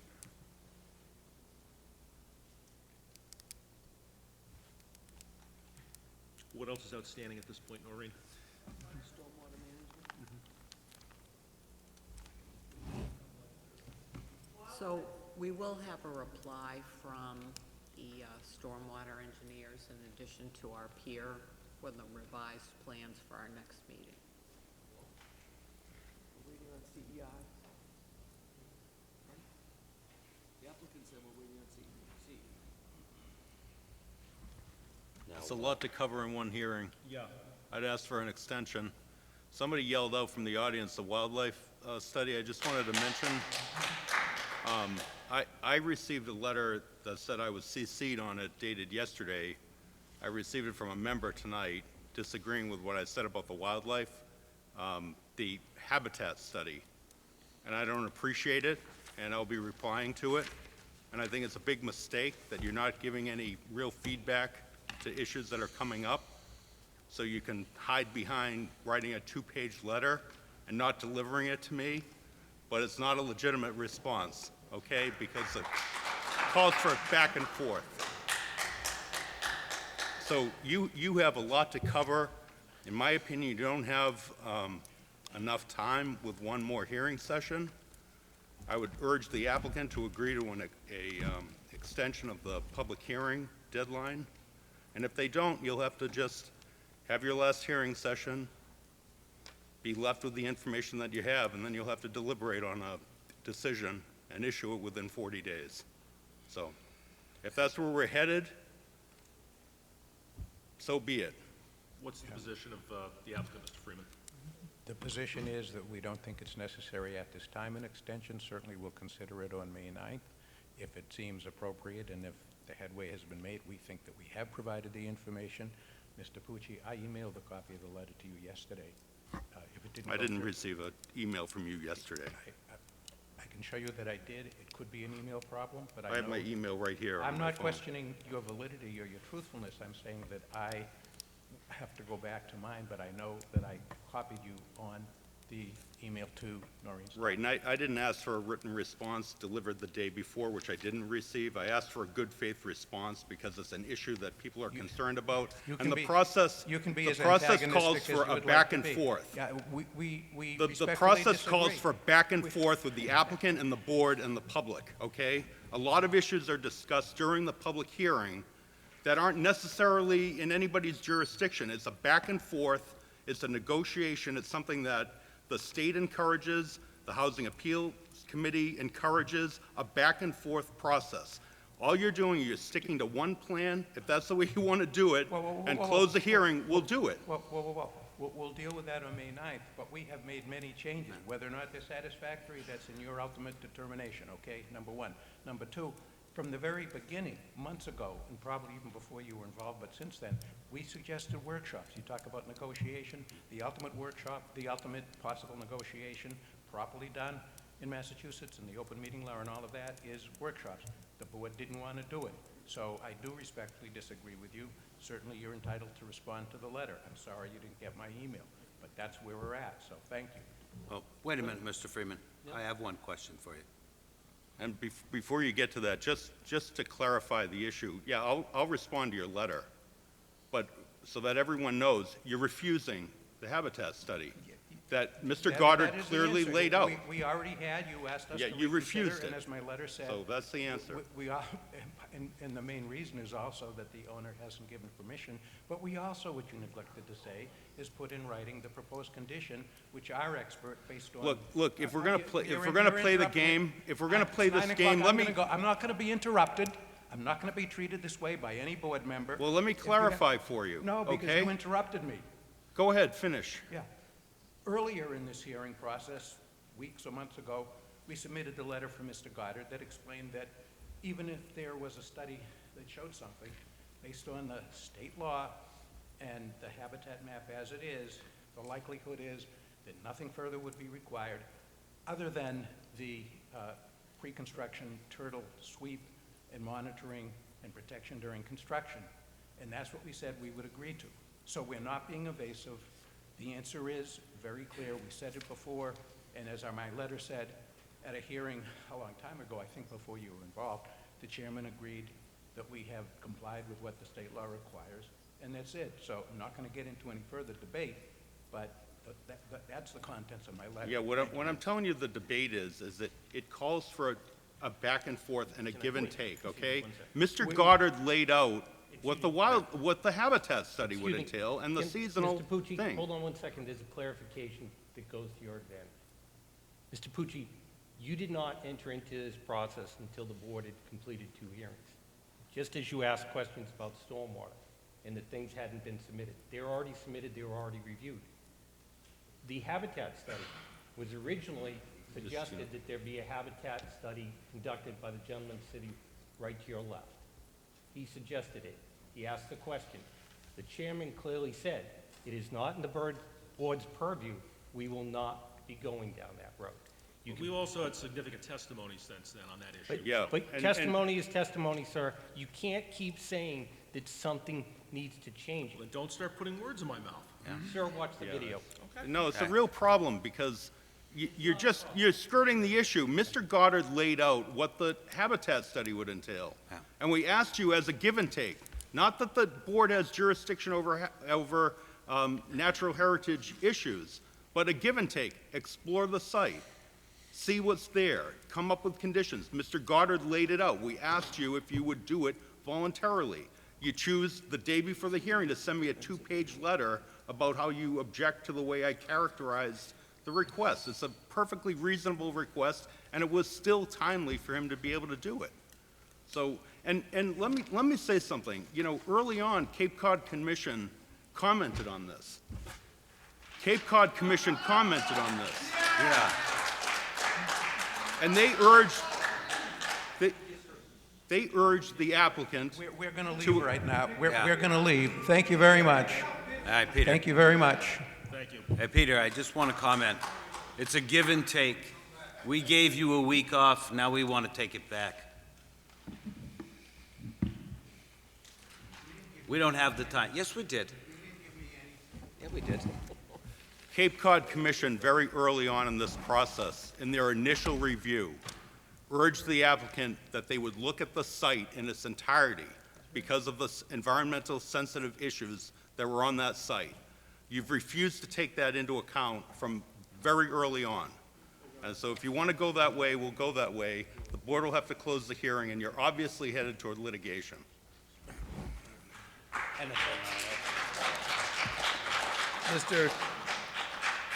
Mr. Chairman, Mr. Federucci?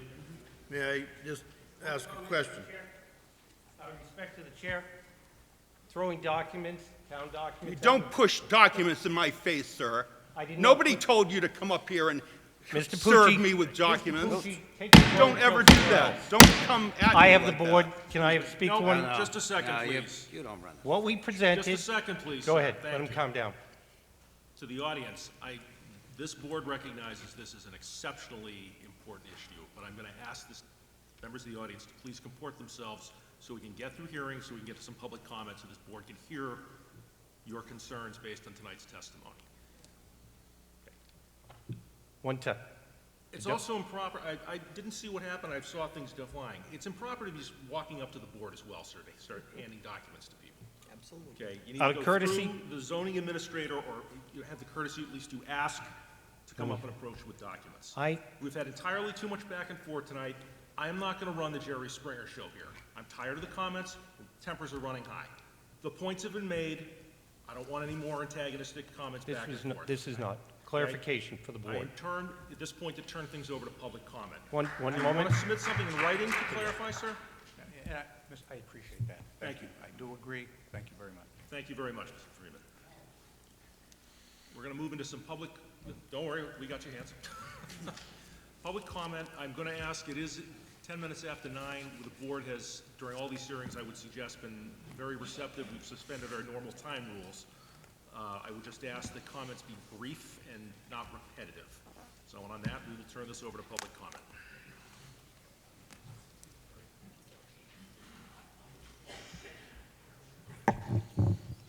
Good evening, Mr. Chairman and board members. Tommy Zine, 36 Captain Bonenberger Lane. 8 points, about 3.5 minutes. I want to discuss the two documents. Actually, before I get into that, our attorney, Dennis Murphy, he also requested an email that was sent to the ZBA yesterday, if you could also include him on that.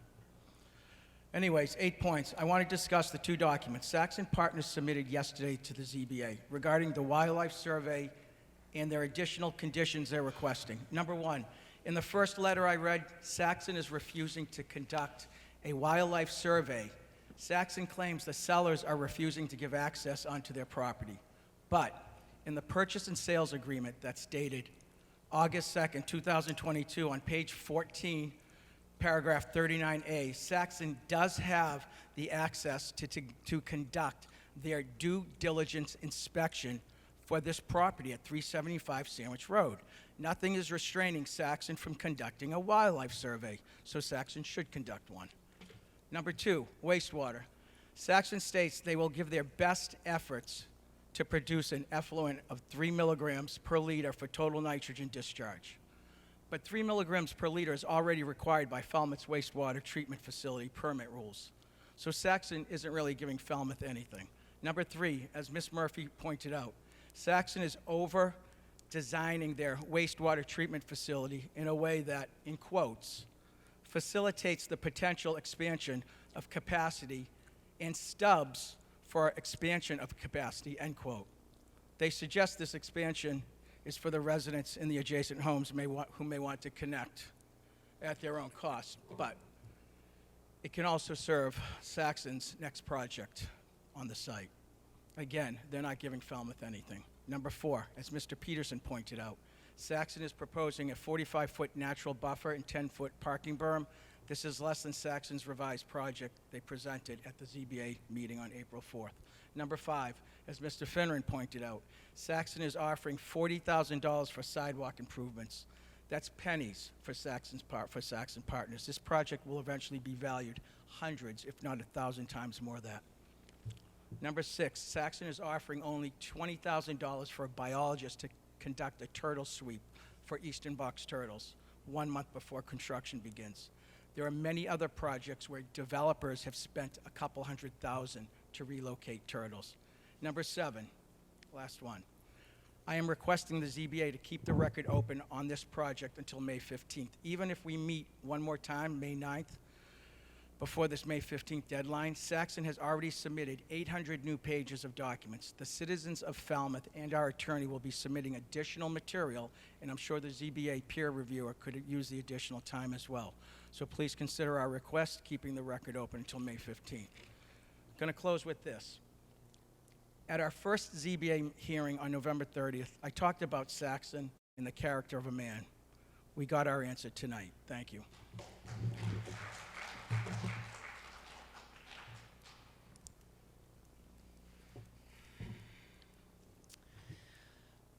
I am Cheryl O'Hare from 371 Sandwich Road.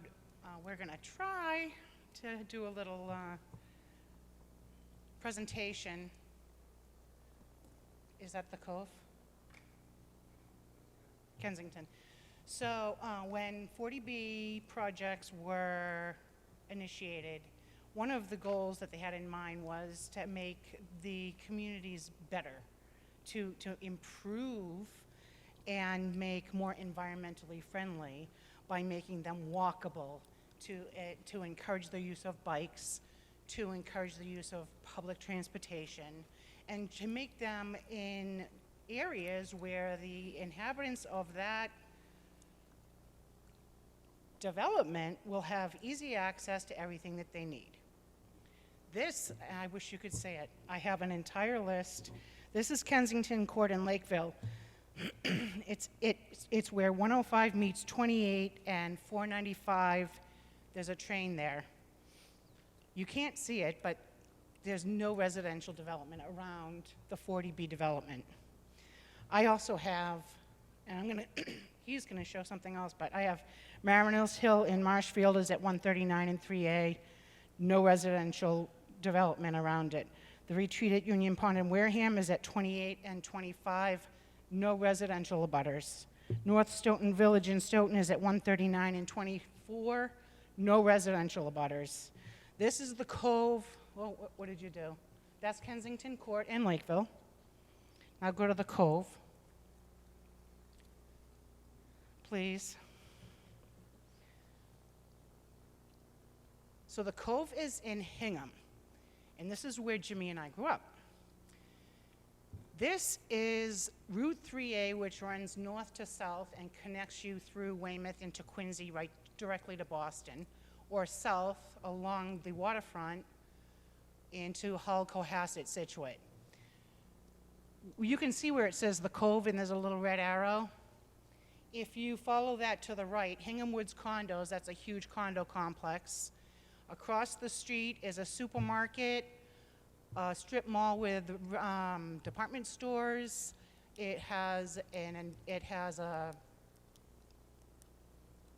two streets that are completely like offices and headquarters for Talbots. The bus line goes down Route 3A, as well as, if you follow Beale Street, it intersects with Fort Hill Street where there is the train station. Next is the Oasis at Plymouth. The Oasis at Plymouth is where the Totem Pole McDonald's is on Route 3.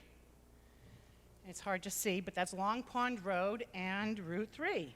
Again, you have miles and miles of stores, banks, pharmacies, department stores, grocery stores, gas stations, anything and everything you could need.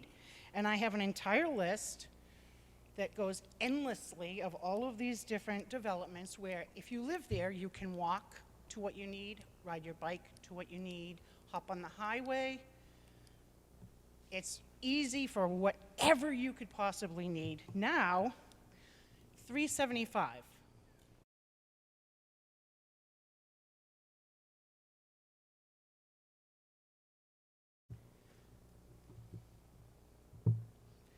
When we say that 375 Sandwich Road is not an appropriate location for this development, we're not being NIMBY. We're saying the people that live in that development are not going to benefit from the purpose for which 40B was developed. There's they're building sidewalks to a street that has no sidewalks and that will take you nowhere. They're putting bike lanes to a street that has no bike lanes and will take you nowhere. There's no public transportation. There's no, in that entire photo, which is zoomed out, there's no school, there's no bank, there's no pharmacy, there's no supermarket, there's no convenience store, there's no department store, there's no playground, there's nothing. But extra traffic. Well, that's going to be my next topic. So, chapter 305.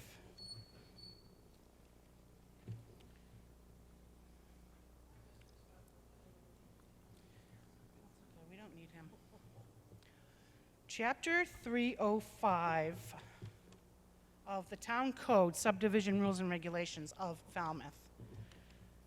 I can't read that, Jimmy. Sorry.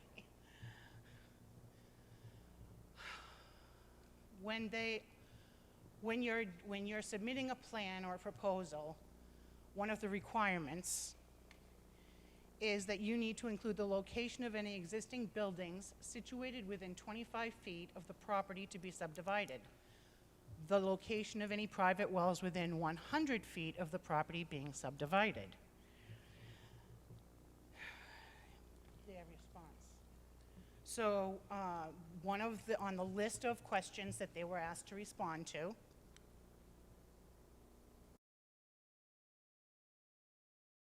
it specifically says, the code stipulates that all buildings within 25 feet of the property line, including the location of any private wells, is requested. Their answer says the revised site plans depict the structures adjacent to the property as digitized from aerial photography. Now for the lot distance.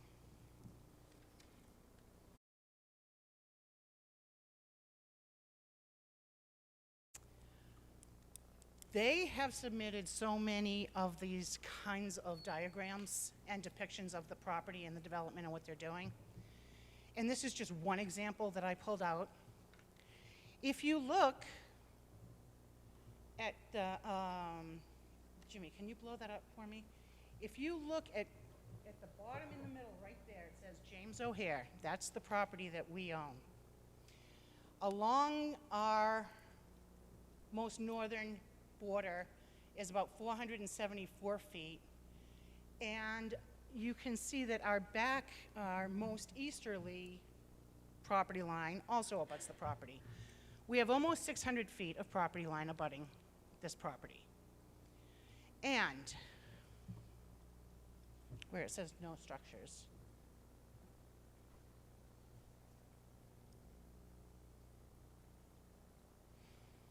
I'm sorry, we're doing our best. No structures. Because he knows that he's about to get caught. If you look at that very same place where it says James O'Hare, you see those two structures at 11 o'clock? Okay. Lot line. Here's the problem. That arrow is where our house is. That's what they don't show on any of their plans. They fraudulently misled you with their documents showing that our property has a house in the back of the lot. It's not our house, it's not our lot. Our house is up there at Sandwich Road. It's not on any of the plans that they've submitted to you. They're misleading you.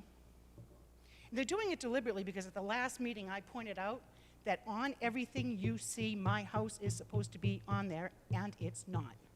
And after that, they submitted the revised plan that still didn't have that. So if you want to do a close-up.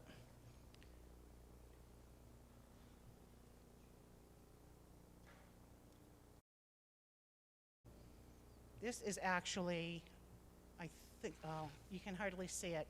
That's my house, okay, 371 in relation to 375. And you can barely see the lot line there. Go to the next one. I stood out on my porch this afternoon, and I walked out my front door, and I walked to the end of my porch, and I could see all your cars next door, gazillions of them. See my feet at the bottom of the photo? I'm standing on my porch. That tree line and row of rocks, you can see, that's the lot line. Our house is 12 feet from the lot line. It's supposed to be clearly included in their proposal for everything that is within 25 feet, and it's not. It's completely missing. So, the next one, Jimmy. This is what you don't see. Our house is on the right, and you can see our driveway, and you can see our turnaround. Now, Jimmy, you can see where our driveway ends on the right side. That's our other property line.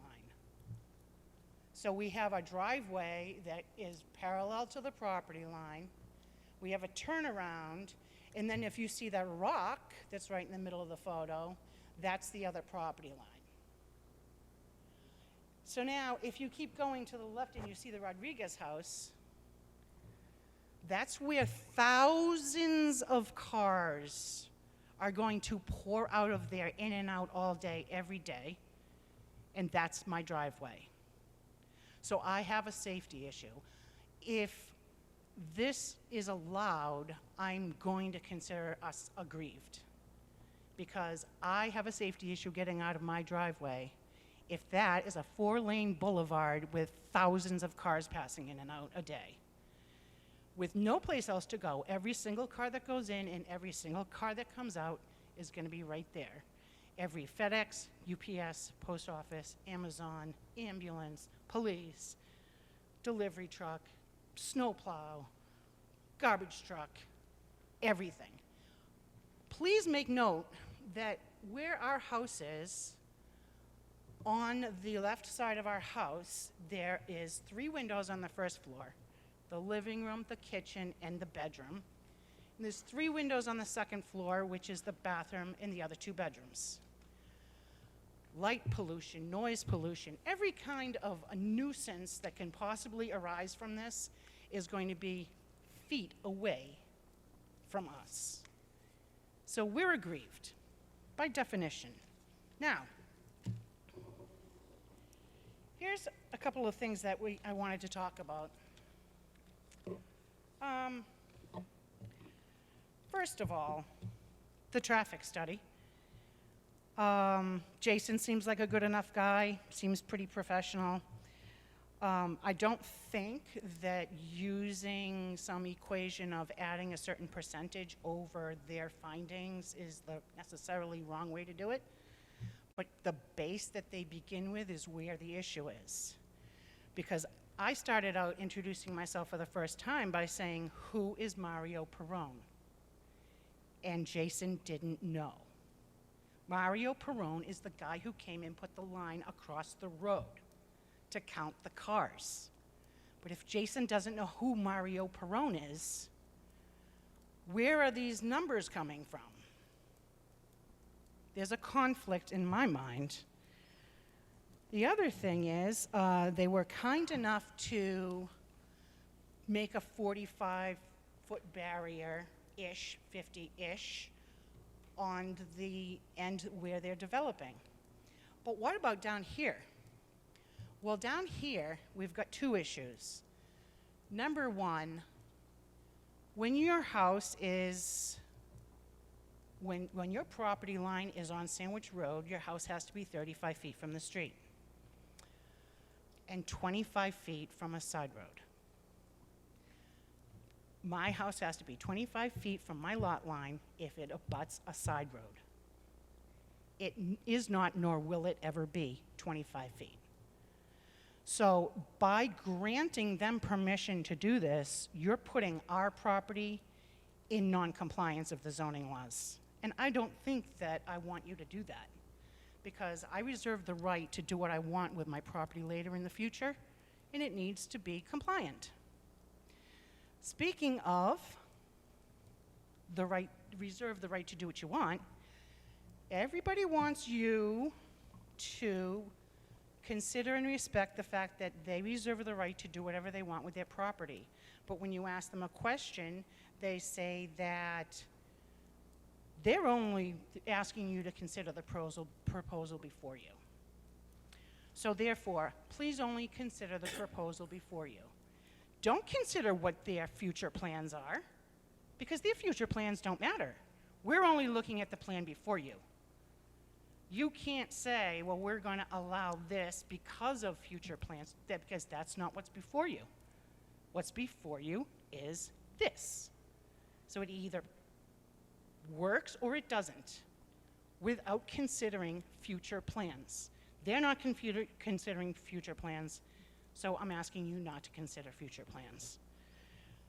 Also, in the Falmouth bylaws, if you're building a subdivision where your road meets the other road, if your road abuts a piece of property that you don't own, you have to, and this is like the berm situation, you have to allow a 16-foot barrier to the abutter's property line before you can start doing anything on your property line, just out of safety and respect to the abutter. So in other words, from our property line into their property, the first 16 feet cannot be touched.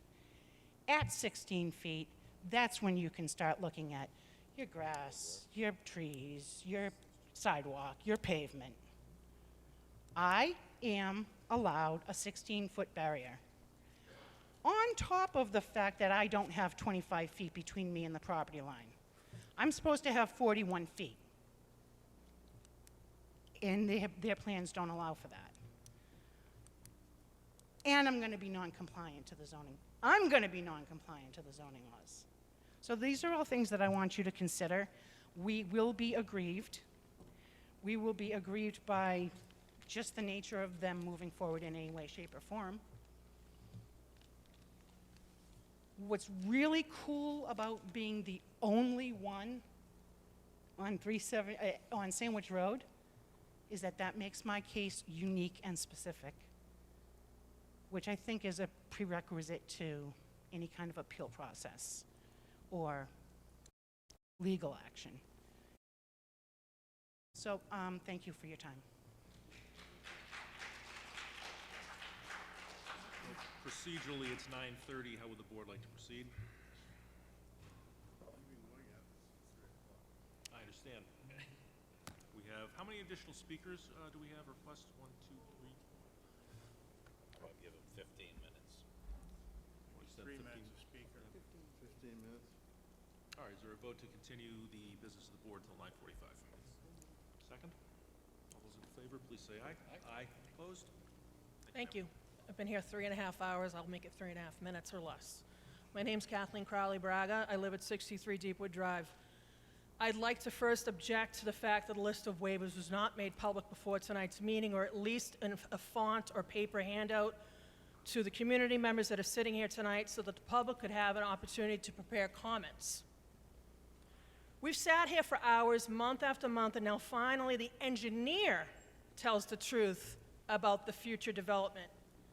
It didn't come from Attorney Freeman or Mr. Calhoun this evening, or any other evening that speaks loud and clear to Mr. Calhoun and his attorney and their company. I find this disturbing and quite disrespectful. Thank you, Attorney Pucci, for holding them accountable on a habitat study. It's pretty disingenuous. Maybe you could give me your time, Mr. Calhoun. I've given you 3.5 hours of mine. I know you're busy on your phone. It's pretty disingenuous that Mr. Calhoun can, I'm speaking. Excuse me, sir. And unfortunately, they have First Amendment rights, and I'm not going to trim any fat off the Constitution. Ma'am, if you would be so kind as to direct your comments to the chair. It's pretty disingenuous that Mr. Calhoun can laugh, and there won't be a Kenny Chesney concert at Easterly. What there should be is a bugler playing taps when you break the ground, because you just killed the resale value, as well as this woman's home, and countless homes abutting the project. Never mind the sheer destruction of the Coonamessett River, the herring run, and the Great Pond. My comment to Mr. Finner, and since we can't ask the developer questions, maybe you or another board member can ask this. When the traffic study was it done during February school vacation week? Did it include the 5 schools? Upper Cape Tech, Falmouth High School, Lawrence, Morse Pond, Mullen Hall buses traveling from 6 a.m. to 8:30 a.m. and from 2 p.m. to 4:30 p.m. Did it include the special needs buses as well? Also, did this study include all of the new traffic from the brand-new Hatchville Fire Department with all of their fire trucks and ambulances racing down Sandwich Road? Where will all the cars go to move aside for the fire truck to get past? This will have a huge impact on traffic on Sandwich Road. I welcome any board member to join me in my car on any day so that you can see for yourself how long it takes me to get to and from my house from Sandwich Road to Deepwood. I moved to Falmouth from north of Boston to get out of the city, and thanks to Mr. Calhoun and his partners for turning our gorgeous coastal town into a city. Once this goes through, I ask you this, very sincerely. How many developers will now prey on our town? I surely hope the ZBA does what they can to stop this. Please don't let other developers see how weak our local government is if you don't stop this. Please keep them accountable. This project must be stopped. Please visit SaveSandwichRoadNow.com for more information on how we are trying to stop this. We are for affordable housing, but not in this neighborhood and not in this way. Thank you.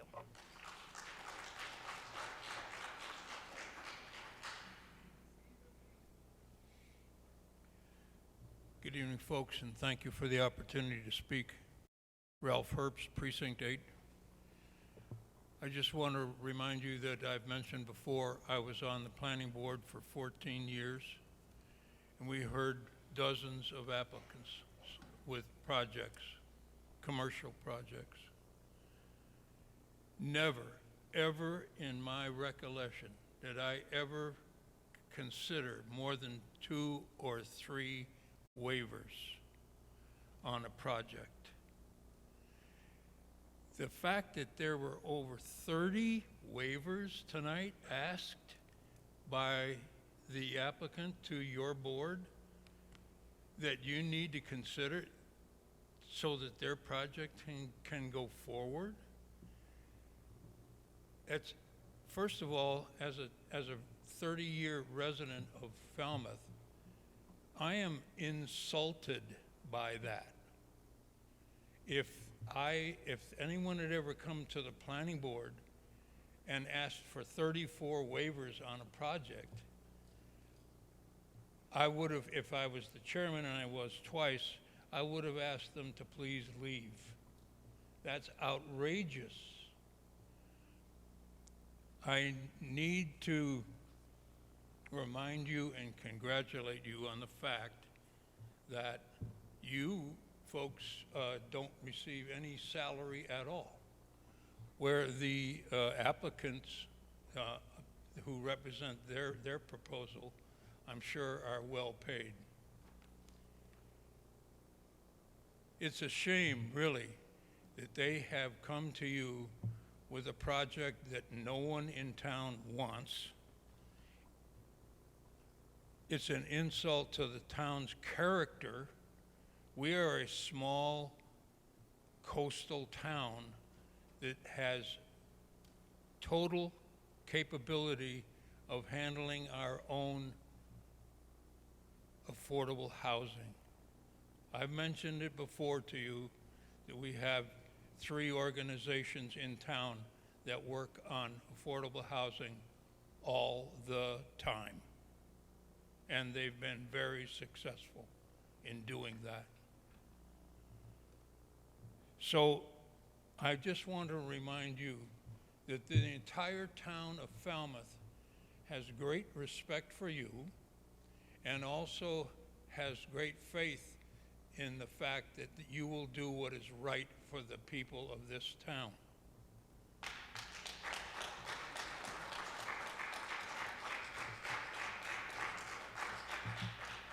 I recall being on the planning board that we had tough decisions to make, as you have tonight, or in the future when you finally decide on whether or not you're going to approve this project.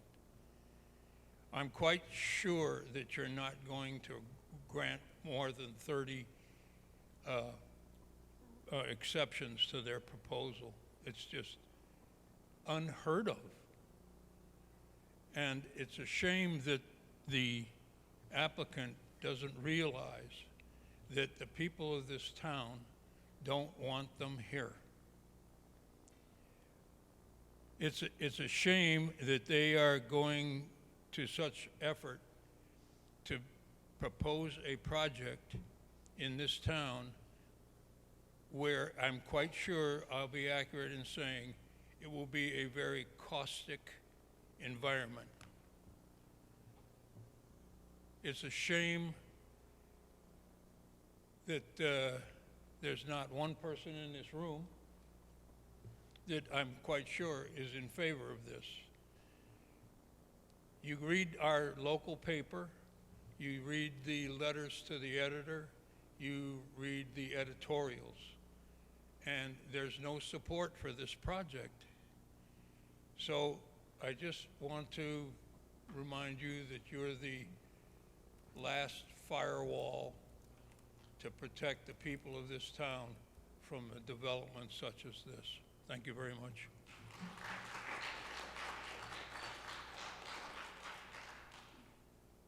Good evening, Marjorie Parmenter, 36 Meredith Drive. I have a comment on one of the waivers involving the earthworks that was brought up tonight. During building and excavation, I had thought about moving, what if the dirt went to the gravel pit or the deep depressions? It's a thought. But I wanted to mention that if load after load of dirt is dumped into any of the 3 deep depression basins or any of the gravel pit basins without daily oversight, Saxon stands to bury unhatched eastern box turtle eggs. If they get buried too deep and they hatch, each of the hatchlings will suffocate. Or Saxon may also stand to bury alive eastern box turtles who are burminating, which is hibernating subsurface during the winter. Or Saxon may stand to bury viable nesting habitats for these turtles. So each of these are real scenarios, and they have happened elsewhere in the United States, by the way, with turtles. And this situation depends on the month of the year that this excavation takes place. So we don't know if they're going to be eggs in the ground, they're going to be burminating or whatever. So the daily oversight to prevent turtle deaths is absolutely essential if indeed this gets passed with heavily conditioning. The other thing is, I'm not reading this, don't worry. These are handouts. The only thing it's missing on here is addressing the traffic problem. But I feel that Saxon's greatest violation is they haven't been forthwith with the ZBA. By extension, they're not being honest with the state. I call it deception by omission. And I'm asking the board to step up to the plate and do the right thing for Falmouth. Please completely deny this proposal due to insufficient facts and send a full listing explaining your reasons for denial back to the State Housing Authority that granted this preliminary eligibility letter. Thank you very much. I'm just going to hand these.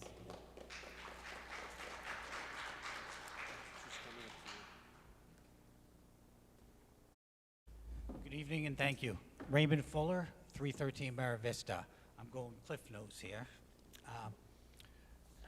If I can remember what I was going to say. So, we've already heard from subject matter experts on Coonamessett River Basin, and my property being downstream from that, that's a concern to me, and we'll leave that. The affordable housing issue, I think we just heard about that, and I agree that we shouldn't be outsourcing something that we do well here. And the final one, which I think I need to get here because it's appropriate for what's gone on here tonight, is that I believe that this project should be the poster board for the Massachusetts State Legislature to shelve this 40B law and put it under a comprehensive review. What started as good intentions has become a program that only enriches the few at the emotional and financial cost of the many. And it really doesn't provide, as we've heard in the past, affordable housing. Thank you, Mr. Chairman. Thank you, Board.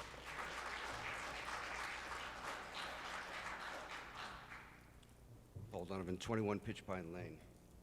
Most of my questions tonight were answered right in front of me. I was going to stay here and talk to you folks about transparency, about the ZBA. A lot of that was answered. I was going to ask you questions like, what control or legal power does the ZBA have over Saxon Parks and 40B projects? And how likely would you have to use your powers? I was going to ask you, why are we all here? Many of my neighbors and fellow community members are curious, like, do we have any relevance for 40B, this umbrella of 40B, these luxury apartments hidden under the umbrella of this 40B? Do we have any say? And that's what I was going to ask you folks tonight. I was going to ask you questions like, does the ZBA have any say or control over the number of stories that they're willing to allow? And that was answered tonight. And you know, I feel like I got a consensus of what you folks are trying to say. Not to be spiteful, but to be mindful of the community and the wildlife. I was also going to ask you about, when we talk about 300 units, we're really talking about 600 and 900. I was also going to talk about sound barriers, tall fences, and berms. I guess I live on Pitch Pine Lane, and I didn't see any berm on that side, so I'm curious if there's going to be any type of protection. They might put some bushes right where that road is coming down. I have unique property at 21 Pitch Pine Lane, and I guess I get the great duty. I was the guy with the wall where my yard is unique. It really sinks down about 15 feet below the grade. So I'm truly worried about runoff, fertilizer, things like that, leaching fields, any spillage that comes over. I am the lowest point of pretty much this whole property. And I'm afraid that it's going to wind up or compromise my septic system or my backyard in flooding. We just don't know. You folks did a walkthrough today. You talked about waivers. Did you see any trees over 4-inch diameters that were knocked down? I'm just curious. You don't have to answer that, but I just wanted to ask you, these waivers, it seems like they've already gone in with bulldozers and destroyed many or hundreds of trees. So I just wanted to know that you knew that. I just want to make sure that you folks know that we're relying on the ZBA, the citizens of Falmouth, along with the people, the abutters. We basically hold our future of happiness and protection of our property and the right to private enjoyment in your hands. So I hope that works favorably for us. I know you'll do the right thing. So thank you, and good night.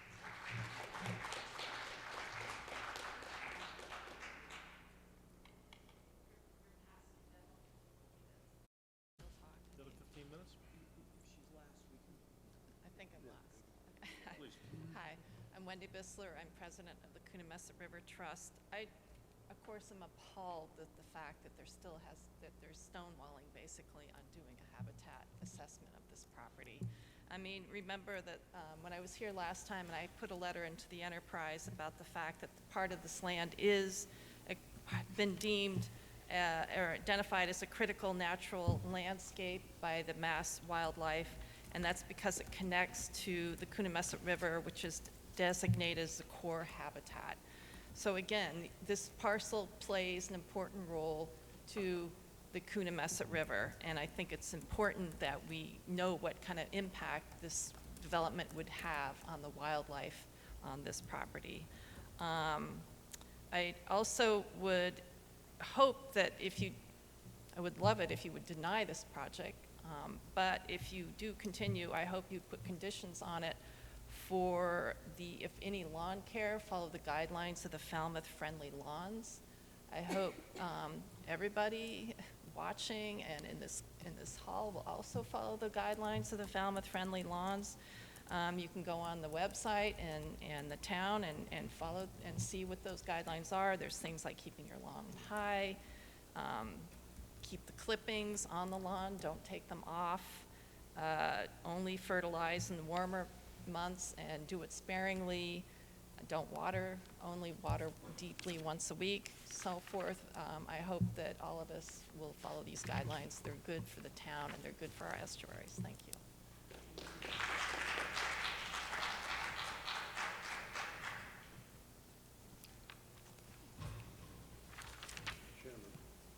one more approaching. Mr. Chairman, Board, Peter Cooper, 102 Meredith Drive. There was a thing brought up about the topsoil, and it dawned on me that somewhere in the mid-'60s, it was written because when they used to do a lot of development that they do, topsoil was being just taken out and stripped down to bare soil. And legislation was put in place so that this would not happen anymore. So that's why he was asking for that waiver, because there was a reason why it was done in the 1960s to keep it so the topsoil would not be removed.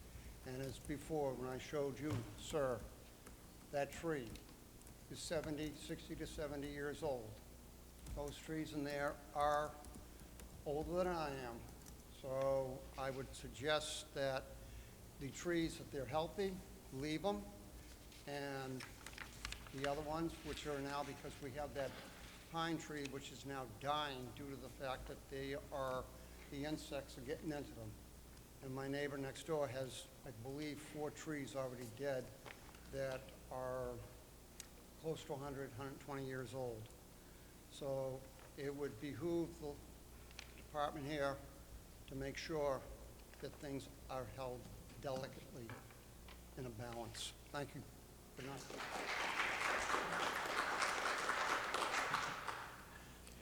All right, we've gone slightly beyond 9:45, that's it. So this matter is going to be continued until Thursday, May 9th, 6 p.m. That will be here, Noreen? Yes. The next regular scheduled meeting of the Zoning Board of Appeals will be for, not this project, this coming Thursday, May 2nd, 6 p.m. at Town Hall. We have 9 hearings that night, so let's be ready to roll. Is there any other business that we need to attend to this evening? All right, is there a motion to adjourn? So moved, brother. Mr. Finner, and is there a second? Second. To our Vice Chairman, all those in favor, please say aye. Aye. Opposed? We are adjourned.